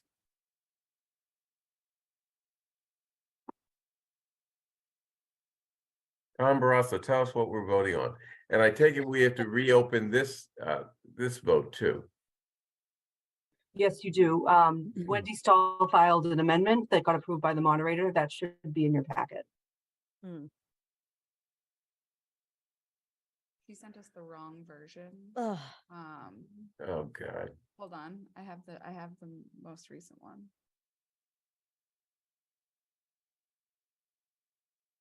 Is this the one that Wendy sent? She sent the wrong version, which is in your packet. The correct version is in your OneDrive folder, and it's V5 Is that the one in that was sent parentheses 1. earlier today? No, that was Wendy. That's the wrong one. Okay. So hold on one second.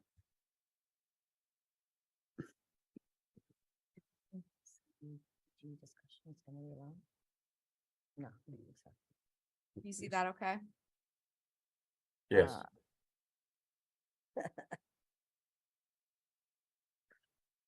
Okay, so what's the gist of these changes?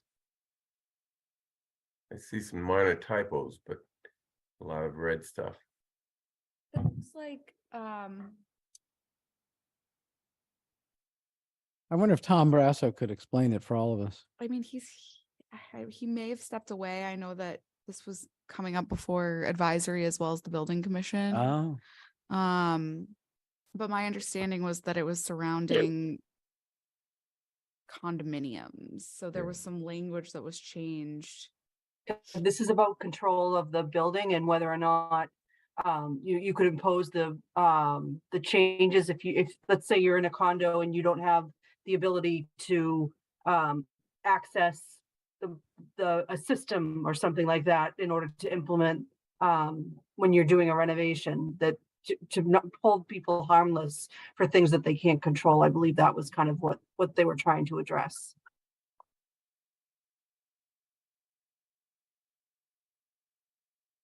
The Okay, way I that sounds important. was that they were taking language from several, they were just unifying language in several different locations, but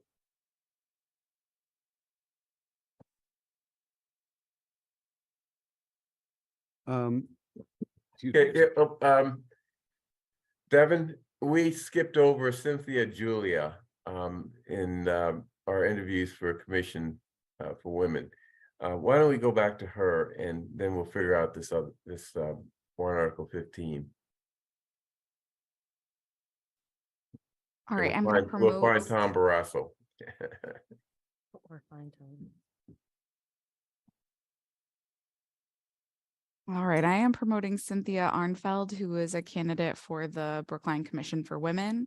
I'll remind the board that there is one vacancy and there are 2 applicants, the second who will interview next week.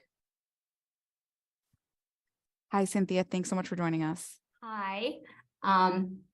As I explained to Devin, there was a little confusion about the schedule tonight, so I don't have a babysitter.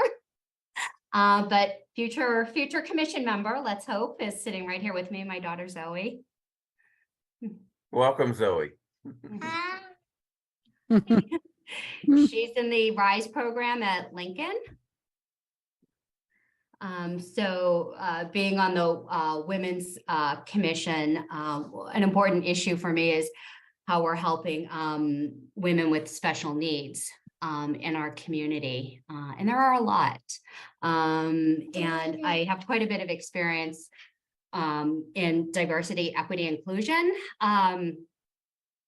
working in law firms and in employment law and helping clients build DEI programs, as well as working on DEI initiatives within my own employer.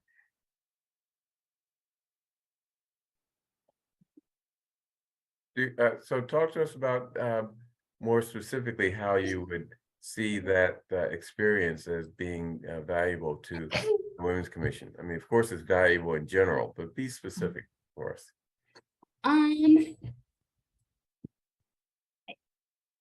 So my training has really honed my listening skills, and I think that's most important in any community, especially in a public service position, is to be able to listen to what people want and need, but also sharing ideas of that. I'm sorry, I'm just a little distracted with my daughter here. And I also feel I have good outreach skills that could help promote women in the community.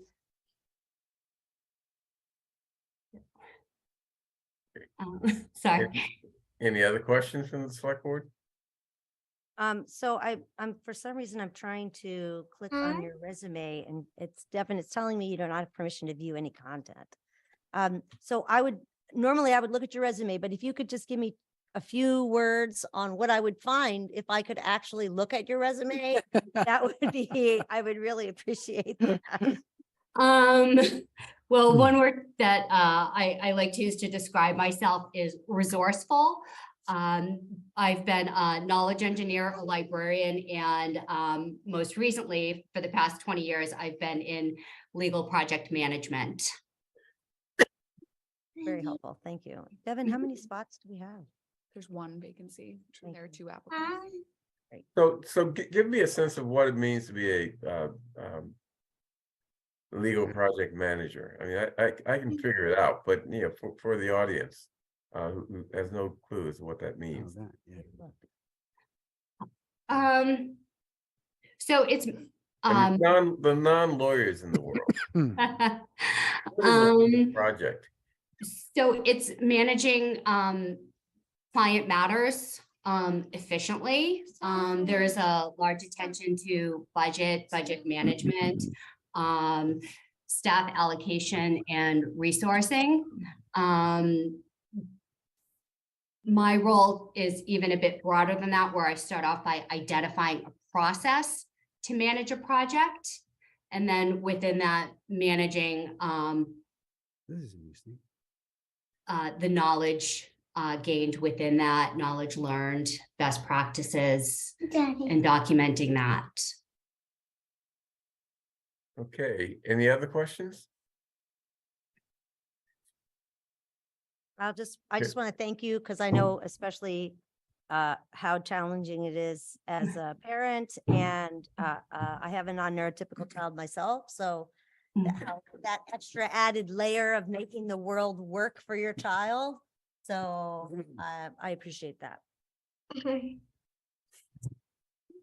Well, thank you. Thank you all for your time. I appreciate it. Okay, thank you. We'll be making a decision on staffing the Women's Commission at a later board meeting, but we appreciate your coming to this board meeting and presenting yourself.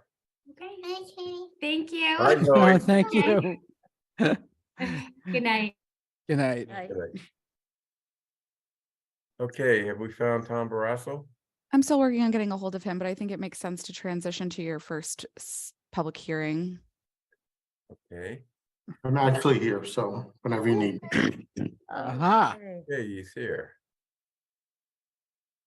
And just to be clear, Tom is in fact double screening. So thank you, Tom, for ping ponging between the advisory committee and the select board here. I know Great. it's a lot. Okay, so Tom, tell us about the amendments to warrant article 15. Sure, and actually advisory is still working on that right now, but we had an advisory meeting with them initially to roll this out.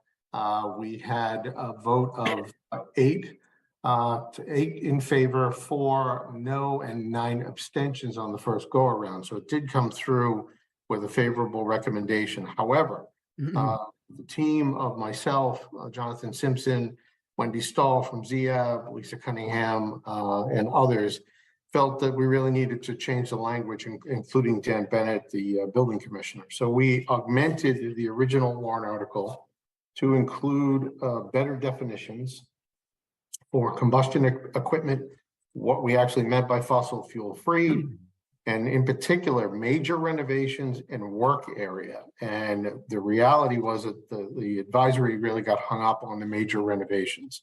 So from the discussion I just saw moments ago, I think they're becoming more comfortable with what Dan has included for language for those two, which you should be able to see in the packet that was provided to you. In addition, we added a waiver process, which was not in the original. And that also should dissuade some of the 9 that either did not vote for this and the 4 that did not vote for this. So with that, we have some hopefully modifications that will pass through advisory in minutes or moments. Okay, so we're really not in a position to vote on this or discuss it because we don't know what it is. How do we handle this? And we don't have too many more meetings before crunch time. I guess we can just take it up next week. I think if you give them a little bit more, they will be done with it. But you know, we can't just Understood. skim over these changes. I mean, we need time to read them and understand them. I think there's a notice problem there. You'll have to take it up next week. Yeah. Okay, what's the notice problem? I mean, this was noticed. Advisories amend your, If they amend it, right? if they amend it, it's not in your packet. Oh, okay, that's right. Right. Okay, so we'll take it up next week. But it's on the agenda. Oh, okay, never mind. Yeah, so the warrant article is on the agenda. If you want to wait and see if they change it or if they go with this version, that's up to you. I see.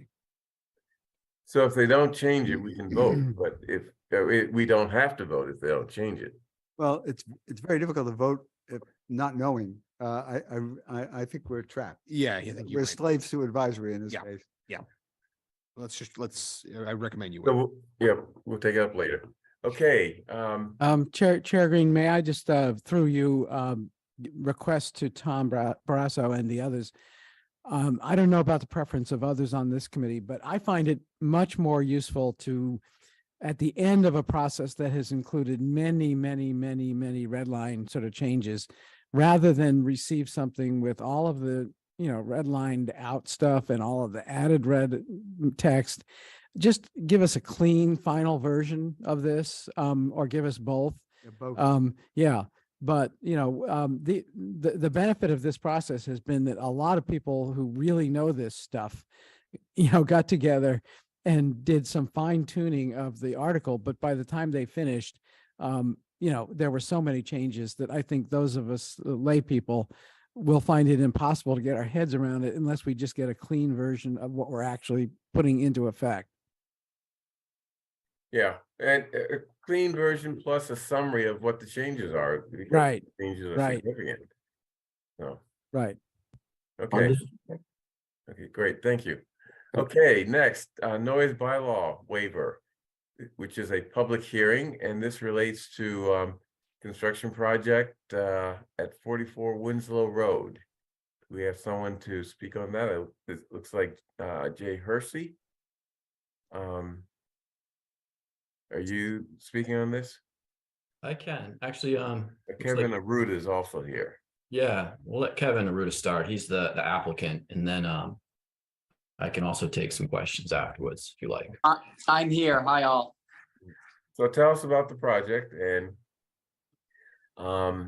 particularly the issues that give rise to a need for noise bylaw waiver. So we've been selected to perform improvements to a life safety system at a property located at 44 Winslow. There's a gate valve that's associated with their fire suppression system that is faulty. They're unable to shut this gate valve down.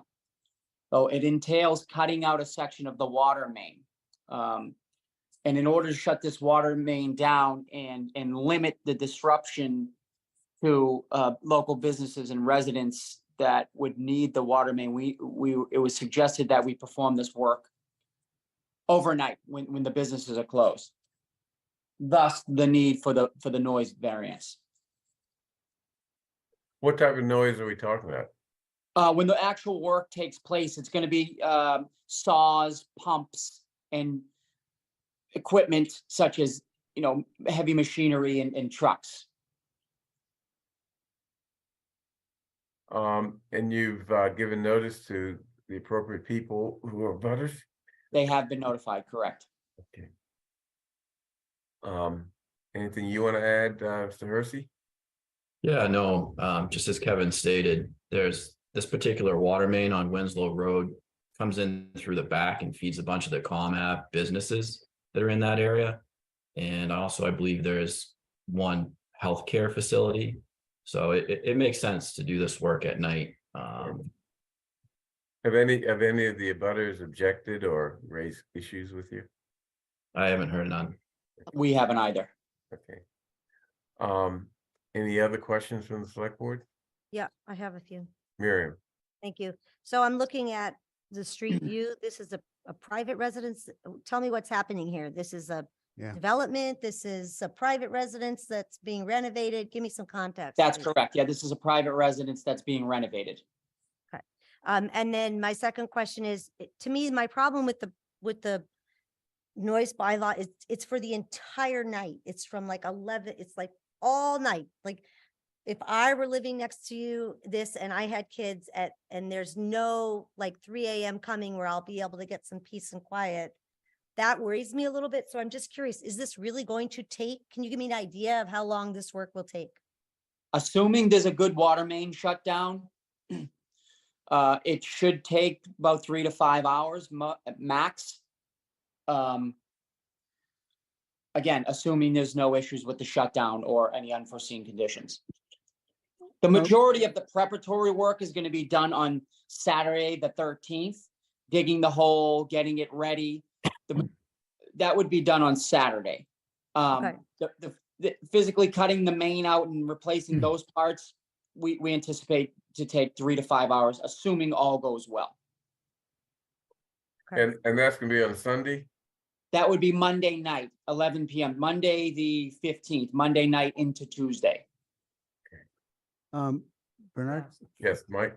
So, I confess that I'm always very concerned about noise bylaw waivers for the wee hours of the morning. Yeah. What's the what is the alternative? If this work had to be done during the daytime, what would the consequences be? You'd have to shut off the water, obviously, in the neighborhood and to the facilities that are serviced by that water main for that same period of time. Is that correct? Yes, that's correct. I'm sorry, was that question directed to me? Yeah, that's, yes. Yeah, Kevin. it Oh, was. yeah, it would, the time frame remains the same, whether it's done during the overnight hours or normal working hours. I just wonder, I think, and I don't want to take words out of Mike's mouth, but I just wonder if, you know, I don't know, if like, we're talking about what, restaurants? What businesses are we impacting? To my Yeah, we've got a few restaurants there on Comm Ave, and then there's also, a healthcare facility, which I don't know how they operate, but all those would be impacted with the shutdown. Because I think like maybe something like 5 a.m., somehow I just feel like 11 p.m. to 7 a.m., there's no opportunity for sleep there. So I feel like there has to be some compromise where we're talking restaurants that are not breakfast restaurants and they don't open until, 11 a.m., then maybe we move it a little bit, or maybe we move it one way or the other way. I don't know. I'm just thinking about. So are the abutters residential properties, or are they businesses? It's a combination of both. Well, that is, but It's primarily residential, but when you hit the Comm Ave stretch, there's obviously a good amount of commercial interruption. Okay. Bernard, can I ask about the notification of the Yeah, abutters? Paul, go ahead. Thank you. I'm sorry, Chair Green. So I know that our notification is not always consistent in delivery and receipt. And also, the distance from the place that is being worked on. Do you know how many abutters were notified, the specific number? Oh, I have a list. I mean, it's a pretty big list. We went and we posted on every door, every entry to every abutter's door that we had on the list, based on that radius that we pulled from the online. So you physically went and posted. This wasn't sent by mail. Physically posted on the entrance of each and every dwelling. And that's very interesting. I don't think I've seen that before. Oh. And did you get any response? Not that we know of. I believe we indicated that if there was any question or concern, to contact whoever was listed on the actual. I want to say it was a notice that we got from you guys. Would it go to Dan Bennett? They would come here to the public hearing. This was the notice. So that what they put out on all of those doors was to come here tonight if you have an issue. Okay. Yeah. This is their opportunity to say. Has anyone come? No one has signed up in advance, and at this time there are 9 virtual attendees. So I guess maybe we're worrying about people that aren't worried about what we're worrying about. I wonder whether they understand what's going to happen to them. If you look at, Google Maps is my frame of reference here, but if you look at that, the block behind, that's behind Winslow Road, where it's parallel to Commonwealth Ave, there are, a half a dozen restaurants. I don't see anything that's a healthcare facility of any sort. There's a body piercing place. Bike shop, Landry's is over there.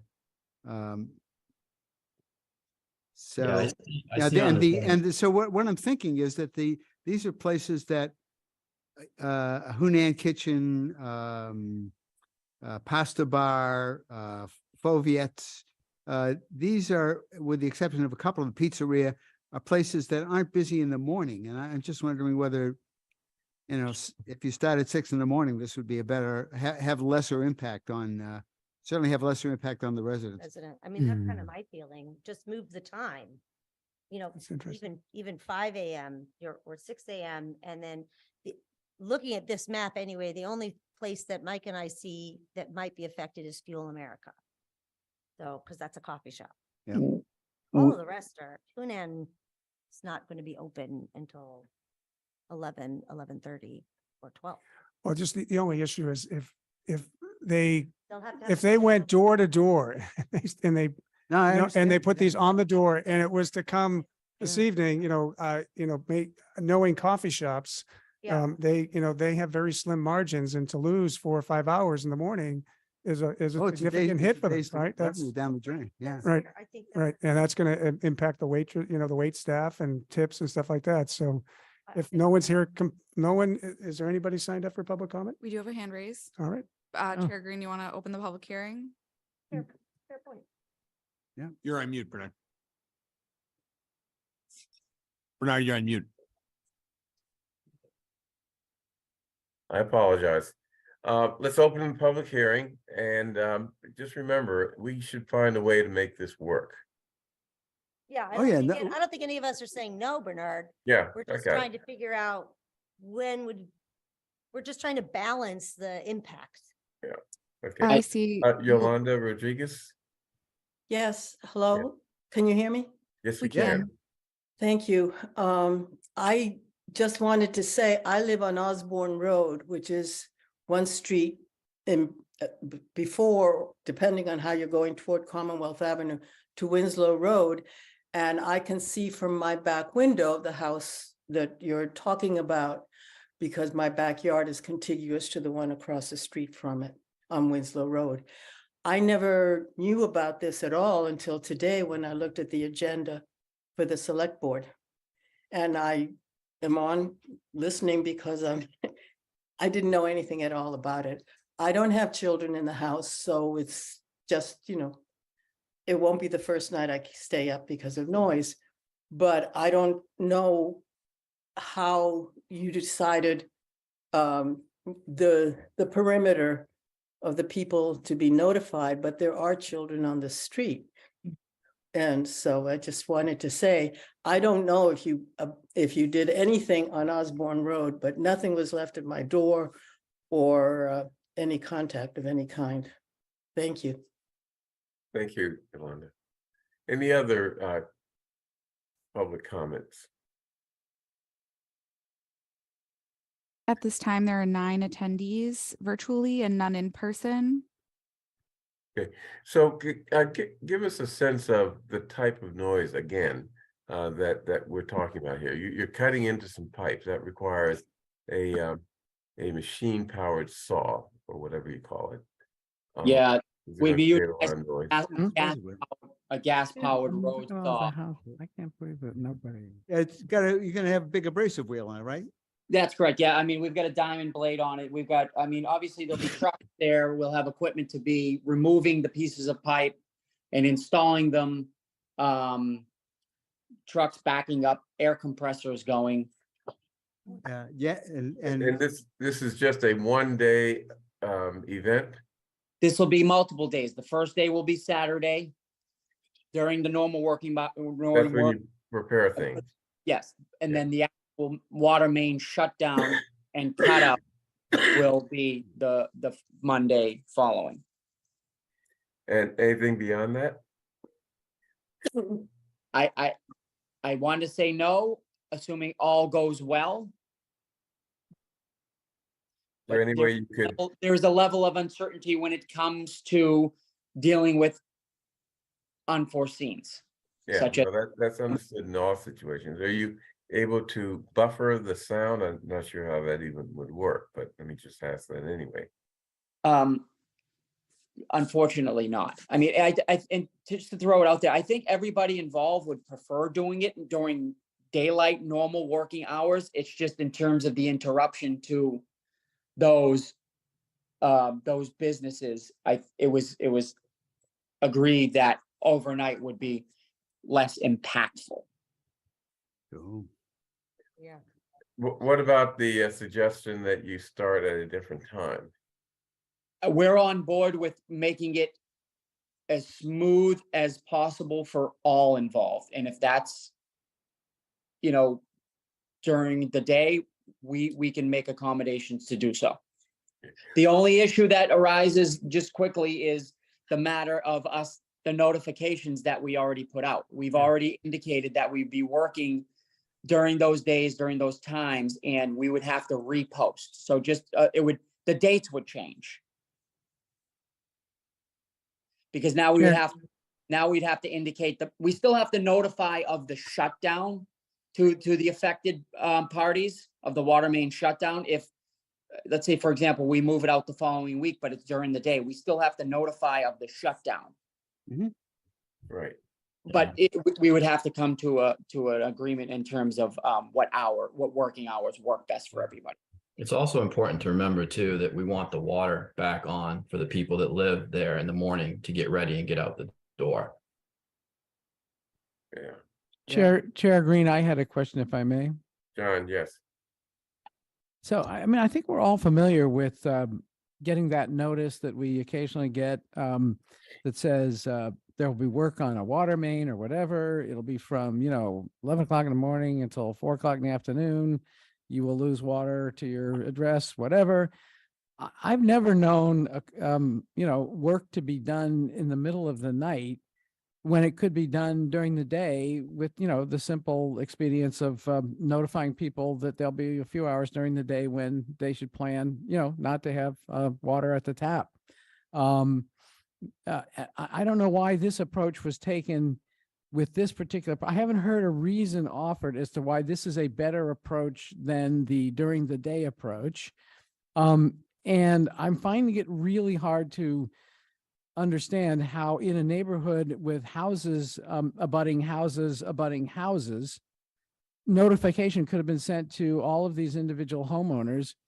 And none of them even blinked at the idea that they're going to be kept up all night from 11 until 7 in the morning by a screaming, saw cutting into metal piping. That just doesn't square with my experience of how people respond to these things.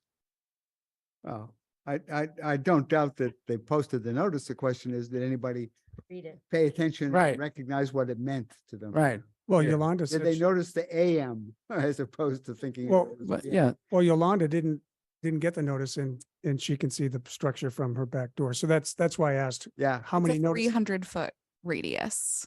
and was Osborne Road noticed? I would have to check the list, but there's a substantial list that we went through and posted on. I mean, On the map, it looks like it's within 300 feet. yeah, I think we had like, I think there was 90 something leaflets that we posts that we made. We went through 2 rolls of painter's tape to put these things up. Yeah. Okay, what are we gonna do? Let's get done with this. Yeah. No, we have to resolve this. I didn't hear that the applicants say they can't do it during the day. I Well, thought the they're gonna preference. have to renotice.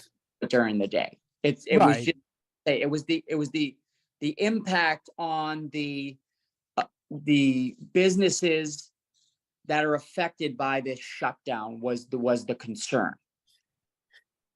They lose revenue. Yeah, It's a question of balancing the sleep of residents against the businesses. Really, as a practical matter, it's any business that does business in the morning. The coffee shop is a perfect example. The other restaurants, it doesn't seem to me, at least, I don't know their business, but it doesn't seem to me like they'll be seriously. Well, they Yeah. have a lot of Except that prepping. we're also talking about residential properties that you need the water for bathing, cooking, and other purposes. Yeah, and there's no question, it's always an inconvenience, there's no question Yeah. about that. So, If- yeah, If people know about it, they can, draw a bathtub full of water if they have to, but that's pretty tough to do for a no food one in service Brookline would establishment. want to have to do that. So I'd like to move this item. I think that, we've sort of beat this horse to death. There's not much you can do other than, urge the company to sort of minimize the noise to the extent possible. No way to minimize. Does anyone object to that approach? well, I Move the item. I would like to think we could offer a alternative during the day. Since they haven't said they can't do that. Our pattern has been not to grant these when they go through the night. We fought quite a battle over this at Hancock Village. We put conditions on someone who wanted to do something like this in the neighborhood of the high school. I believe we told them they couldn't go past 10 p.m. at night. Yeah, that was a multiple day or multiple month process. True. Yeah. If the applicant wishes to propose a alternative that is the same window of time that they could accommodate during a day, I would prefer to vote for that. So my suggestion, and Jay, you can speak to this. My suggestion is typical notification in any other municipality for which we work and shut down water is 72 hours minimum. Jay, what's your thoughts, or I guess what's the thoughts on maybe a little bit more notice to the businesses in particular, on the date and times of the shutdowns, so that they can prepare much more in advance for the shutdown during the day? And can you give us a suggested date and time period? Well, I'd have to check the schedule when I get into the office tomorrow morning, but we can certainly update you guys as to when we would be proposing it and when we would propose the notifications. I mean, I'll throw something out there too. If we need to shut down the water, really, that's the issue for the commercial businesses that are there. It is possible we could delay the work till earlier in the morning so people could get to sleep for a little while. I would just want to make sure that the water's back on, by 5 in the morning, so that people can get out the door and there's no issue with all the residents and everybody else that live there. Could you do the cutting in parts, like, part late evening, part early? That doesn't make any sense. Unfortunately, no, because that impacts the duration of shut. I think, in all honesty, I think it's either it goes overnight or it goes in the morning, and we have to figure out how to make accommodations for either or. Yeah. Okay, I would actually like to just approve the proposal as it stands, but I may not have the votes for that. But I will try. I move approval of noise bylaw waiver of KB Aruda Construction, Inc. For work to be performed at 44 Winslow Road. All in favor, please indicate by saying aye or nay if you don't agree. John? With thanks to the applicant, who has been extremely flexible and informative, but I'm going to vote no. Okay. Miriam? I'm really conflicted. I think there's no good time, so I'm gonna go ahead and vote yes, but I'm very conflicted. Mike? Yeah, I'm going to vote no. I was once had to intervene at 3 o'clock in the morning with a construction crew that overstayed its noise bylaw waiver. And I know what that's like. I'm sorry. I think, there's got to be some other way. I appreciate that it's going to inconvenience somebody. Well, if we So, don't get the votes, you have to come back with a different proposal. Yeah. But let's see. Yeah. Paul, Yes. yes, and chair votes yes. Okay. So There you go, all Bernard. It's set. up to you. Yes. Okay, so that passes. Thank you. Do try to make it as less noisy as possible. That we will do. Nothing you can do with this. Next, Pressure. CDBG Annual Action Plan, also a public hearing. Let's see, is Joe Viola here? Yep. People are gonna scream.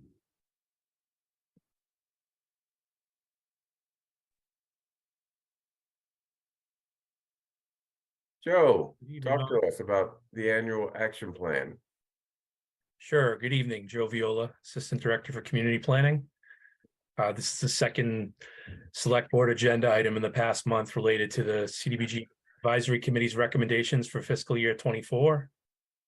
As I mentioned last month, past practice has been to come to the board with an update before we come to you for the actual vote on the budget and for approval to submit the town's annual action plan to the U.S. Department of Housing and Urban Development. As I noted last month, at the board's April 11th meeting, CDBG had a meeting in March and heard presentations from prospective grantees. The committee deliberated over the funding recommendations that were included in the memorandum and proposed budget. I'll note corrected memorandum and proposed budget. Last month, what I had submitted had a funding error. I wanted to assure the board that what you see tonight is accurate. The committee sought to program $780,000 in CDBG funds to a number of different activities for the upcoming program year, including affordable housing activities for the BHA, for the Brookline CDC, and for the town's affordable housing program. As well, the committee allocated the maximum amount of 15% to 4 public service programs applying for funding: the BHA Resident Services Program, Council on Aging Trips Program, Steps to Success, and the Food Pantry. Over the past month, the draft annual action plan, including the CDBG committee's recommendations, was available both electronically and in hard copy for public comment following your April 11th meeting. After tonight's hearing, we'll address any comments, if any, after which we'll finalize the plan and supporting materials and send it off to HUD for their approval. In keeping with our citizen participation plan, we asked the select board to hold a public hearing prior to our submitting the plan to HUD. So with that, I'd be happy to answer any questions either before or after the public comment period.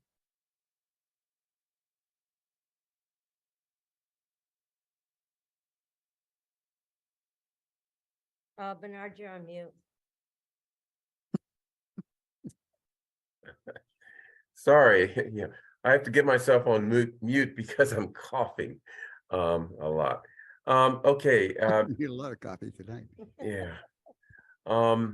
Let's see. Did Paul have his hand up? I will have my hand up. I'm just I'm trying to find it in my packet, but I remember my question. You saw the future. Thank you. I do have a question. And a little bit of background on this. I've had a neighbor who is blind and has struggled with crossing Beacon Street because of the automated signals were not functioning. I think during COVID they were turned off, and then when they came back on, they didn't all function. And this may be a question for Aaron Galentine, I'm not sure, but I noticed that there was a consideration for automated signaling because we're working to upgrade the signals throughout the town. And I noticed that this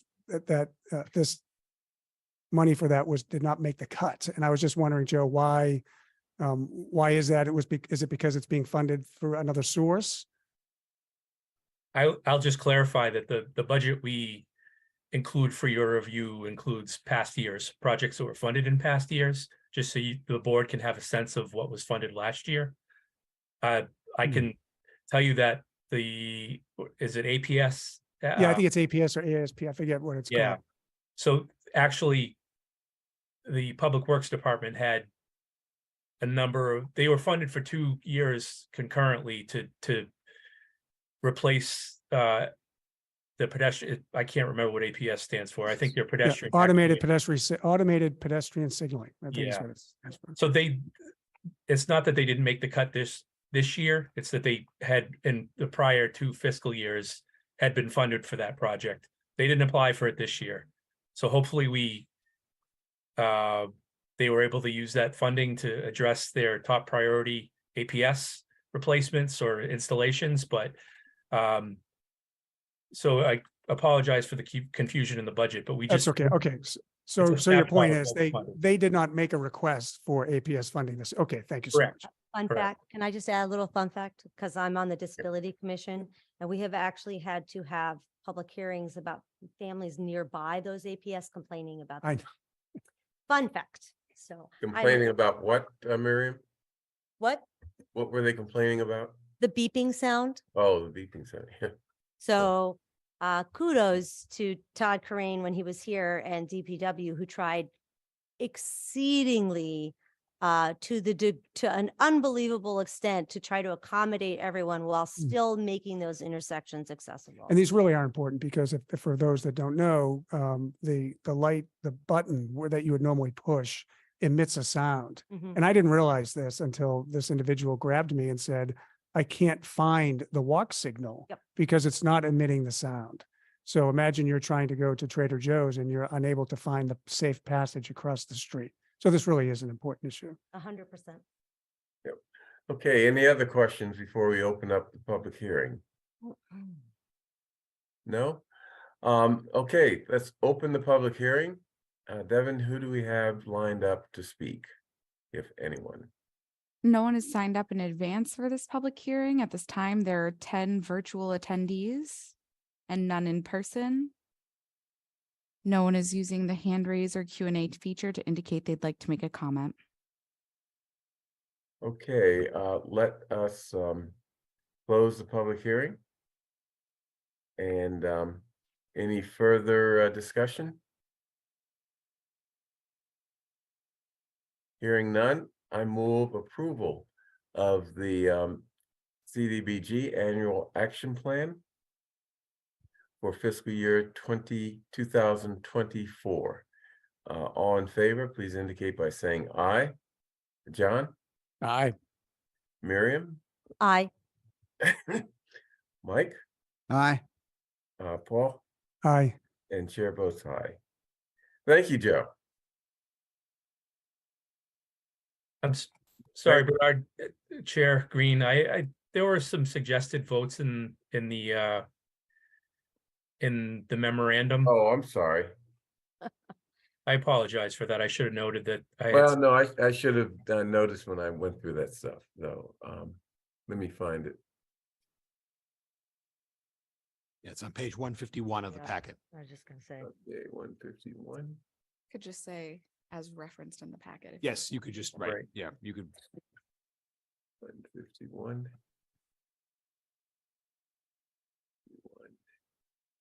Okay, following public comment, staff requests the board take the following votes. Okay, these are votes I guess that Department of Housing and Urban Development require for their records. So let's just do it the way we're supposed to do it. I move approval of the submission of the fiscal year 2024 CDBG Annual Action Plan to the U.S. Department of Housing and Urban Development. That's first motion.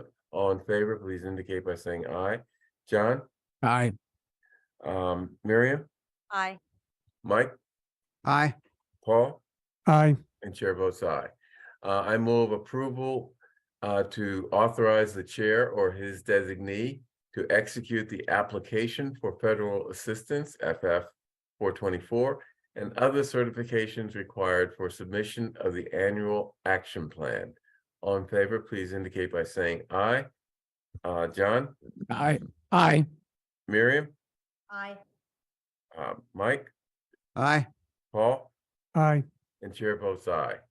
And finally, I move approval of authorizing the Director of Planning and Community Development to execute the environmental review record and other program-related documents required for CDBG funded projects on behalf of the town.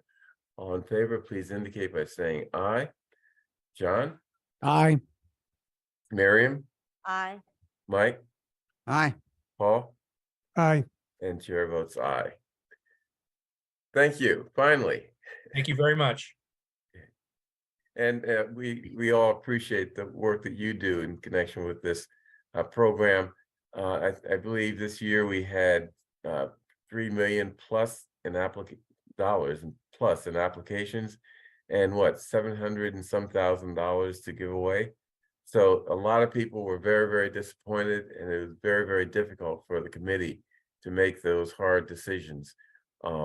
But we did it, and I think it's for the best. The result is good things for our community. So thank you, Joe. Great. Thank you. Okay, we have one more item, I believe. Let me find my note. Just so you know, the advisory committee has finished voting on warrant article 15. In the over the noise debate, you let them finish, and now they now they have that a version of that document, including a red line and a clean copy, has been sent to you. Got it. Okay, we can obviously, yeah. So what should we do with it? I mean, Well, I would like a chance to look at it. For now. yeah, do we want to vote I today? prefer not to vote on. it. Wendy and Tom are. Wendy and Tom are here to discuss it if you want, but if it's also if you want to postpone, that's fine. If I'm in the minority, that's fine. I'd like Tom to give us a thumbnail sketch of what the changes are, so that we can make an assessment of whether we want to vote. I mean, they're minor changes. And Devin, is there a clean text we can look at while Tom explains it? I just forwarded it. Just forward it to us. Thank you so much. Okay, now I have to find it.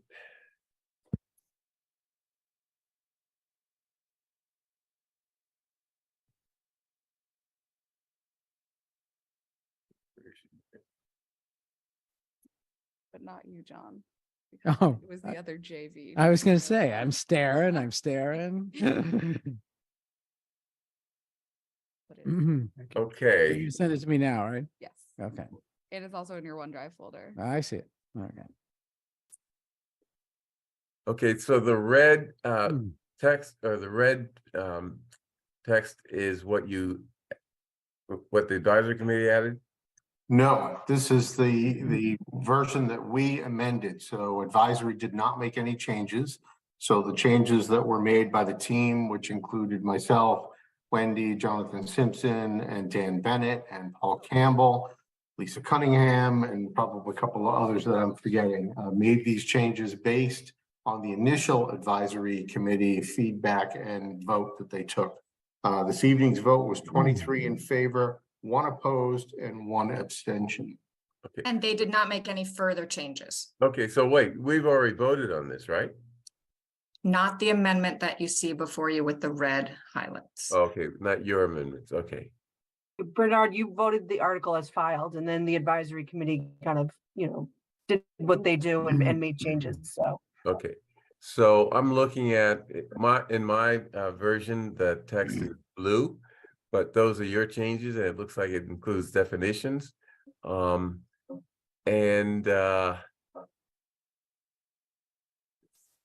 some minor changes that aren't substantive. Is that correct? Correct. And the waiver section, Waivers, right? section G, that's the definitions, and the waiver are the 2 major changes, and 2 things that were really swayed the advisory to more favorable votes this evening, because it calmed a lot of what their concerns were. Okay, so the select board, why don't we quickly look at the definitions, make sure we don't have any problems with them, and the waiver language, and then decide whether we want to vote now or put it off until next week. I can also explain why these definitions were added, which might help you as you're reading Why through don't it. you do that, Wendy? Yes, please. So During the advisory committee hearing a few weeks ago, it came to our attention that Dan Bennett saw, he was reading the stretch code in a way that we hadn't understood until that evening. And the way that he read the stretch code, which is theoretically unrelated to this program, warrant Article 15, except that warrant Article 15 referred to definitions that were in that stretch code. So he interpreted it in the correct way, which was a shock to us, that any building of 3 stories and under, if an individual unit gets a gut renovation, then that individual unit has to go all electric and not have any fossil fuel combustion equipment in it. Now, that's well and good for like a 1-family home, a 2-family home, maybe a triple decker, but it's no good for any 3-story building of, say, 10 units where the heating systems are interconnected, and it's literally impossible to disconnect one unit from the building's system. Once we became aware of this interpretation from the building commissioner, that's when we decided that a change needed to be made, and we needed to provide our own definitions within the warrant article so that this warrant article would be more in line with the previous bylaws that Brookline Town Meeting has passed with respect to fossil fuel-free construction. And that definition is that a major renovation is only considered to need to undergo an electrical transition away from fossil fuel equipment if more than 50% of the building is being renovated, not the unit, but the entire building. That's what we've had in all the other warrant articles. And that's why we changed these definitions here that you see in front of you tonight to make it consistent in that way. Okay, so if a building has, let's say, 5 units and 3 of them are being renovated, the other 2 also have to be renovated or become? Well, if there is a case where 3 units are being renovated at the same time and that building space is more than 50% of the entire footprint of the or floor space of the building, then yes, the entire building has to follow warrant Article 15. However, one of the other changes that you see in that is not that major renovations have to go fossil fuel free, but it's that major renovations cannot install any new combustion equipment. So that's a second change that's made in this amendment to make it a little bit more palatable. So you can keep any old equipment, but you can't install any new equipment. That's the rule. Okay, and let's, any questions regarding the definitions? Does this apply to single family homes? Yes. So if you renovate more than 50% of a single family home, then you cannot install any new combustion equipment. Well, that's good. We're renovating, but we're not doing that. All induction. Thank you. Thank you. So Wendy, Paul, if it's a 2-family, a condo situation, and they're both the same square footage, or maybe one has a little bit more, one more foot of square footage, and the upper unit is got rehabbed, would that trigger the lower unit having to? So with 2-family homes, there's typically some common space as well in the entryway or in the stairs, and that has to be factored into the entire building floor space. And so it really is just a calculation that the building commissioner is going to make, whether it's more than 50% that's being renovated or not. But if more than 50% of any building is being renovated, then you can't install any new equipment. It doesn't mean that that unit downstairs that's not being renovated has to rip out anything. It just means that the people upstairs can't put in anything new. Oh, okay, I see. So the lower unit wouldn't have to make any changes, but the upper unit would not be able to put in new. Right. Okay, gotcha. Thank you. That's been the whole thrust of this, right back to Article 21 or whatever it was. Right. Back in. And that's the change that we made to make sure that it was the same as warrant Article 21 back in 2019, because the way it was originally submitted, because it was referring to some definitions in the energy code that were different from the definitions in the building code, it would have changed it compared to our original warrant article. Let me ask a question about fossil fuel free. I don't see wood here. So what about someone who wants to install a fireplace, a wood burning fireplace? That's fine. Oh, really? A wood burning fireplace, not a gas burning fireplace. That's Right, fine. wood burning. Yeah. Well, that's interesting. There's no fossil. Not that I have a Renewable source. fireplace. Wood What is is- a fossil fuel. It's pre-fossil. Yeah. Turn it into coal or turn it into. It'd be very unlikely that somebody would be installing that as a major source of heat for a building. No, but you know, just for the, I don't know, romantic atmosphere. Yes. I do want to bring your attention, members of the select board, to the waiver process because it does Yeah. involve the select board in an appeal for a waiver. So let's look at that. Tell us what is going on here. So previously in the warrant article as submitted, there was no process for waivers from this requirement. And yet, the warrant articles we've passed before for fossil fuel free all specifically had a waiver process. And so we felt it was important after having the first advisory hearing to include a waiver process in here. We talked with the building commissioner and he thought that the most appropriate process for a waiver would be to have it go to him. And then if somebody wanted to appeal his decision, that would then go to you. This language is almost identical to the language that the town of Lexington just adopted unanimously a couple weeks ago. Okay, that makes sense to me. Unless until it gets to us. He also said, just to be absolutely clear, he doesn't anticipate this adding a lot of onerous work to you guys. He has not yet received, in his experience here, a waiver for energy code reasons. So he doesn't anticipate to receive a lot going forward. Okay, good. Any questions regarding the waiver provision? No, I think that's appropriate. Yeah. Yeah. Are people ready to vote on this? Yeah. Yes. Did I hear Miriam say she's ready? You did. Yes, you did. Okay, because you did raise a question earlier. Okay, so let's vote. First of all, we have to open up the open up our previous vote on warrant article 15. I move what's the language? Reconsideration? Yeah. Of warrant article 15. Indicate your agreement by saying aye, please. Let's see. John, Aye. Miriam, Aye. Mike, Aye. Paul, Aye. and chair votes aye. Okay, so warrant article 15 is reopened.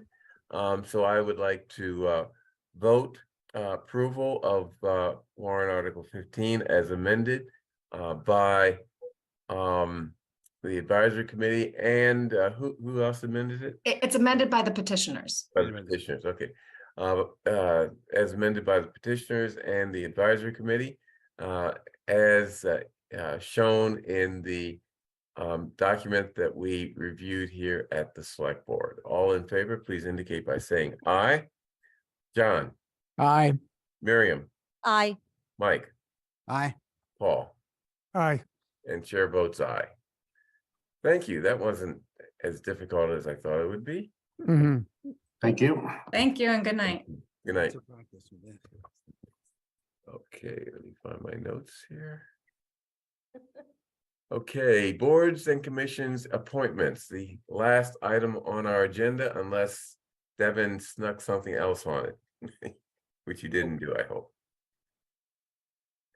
Following candidates for appointment, reappointment to the boards and commissions. First, Commission for Diversity, Inclusion, and Community Relations, Kevin McKenzie.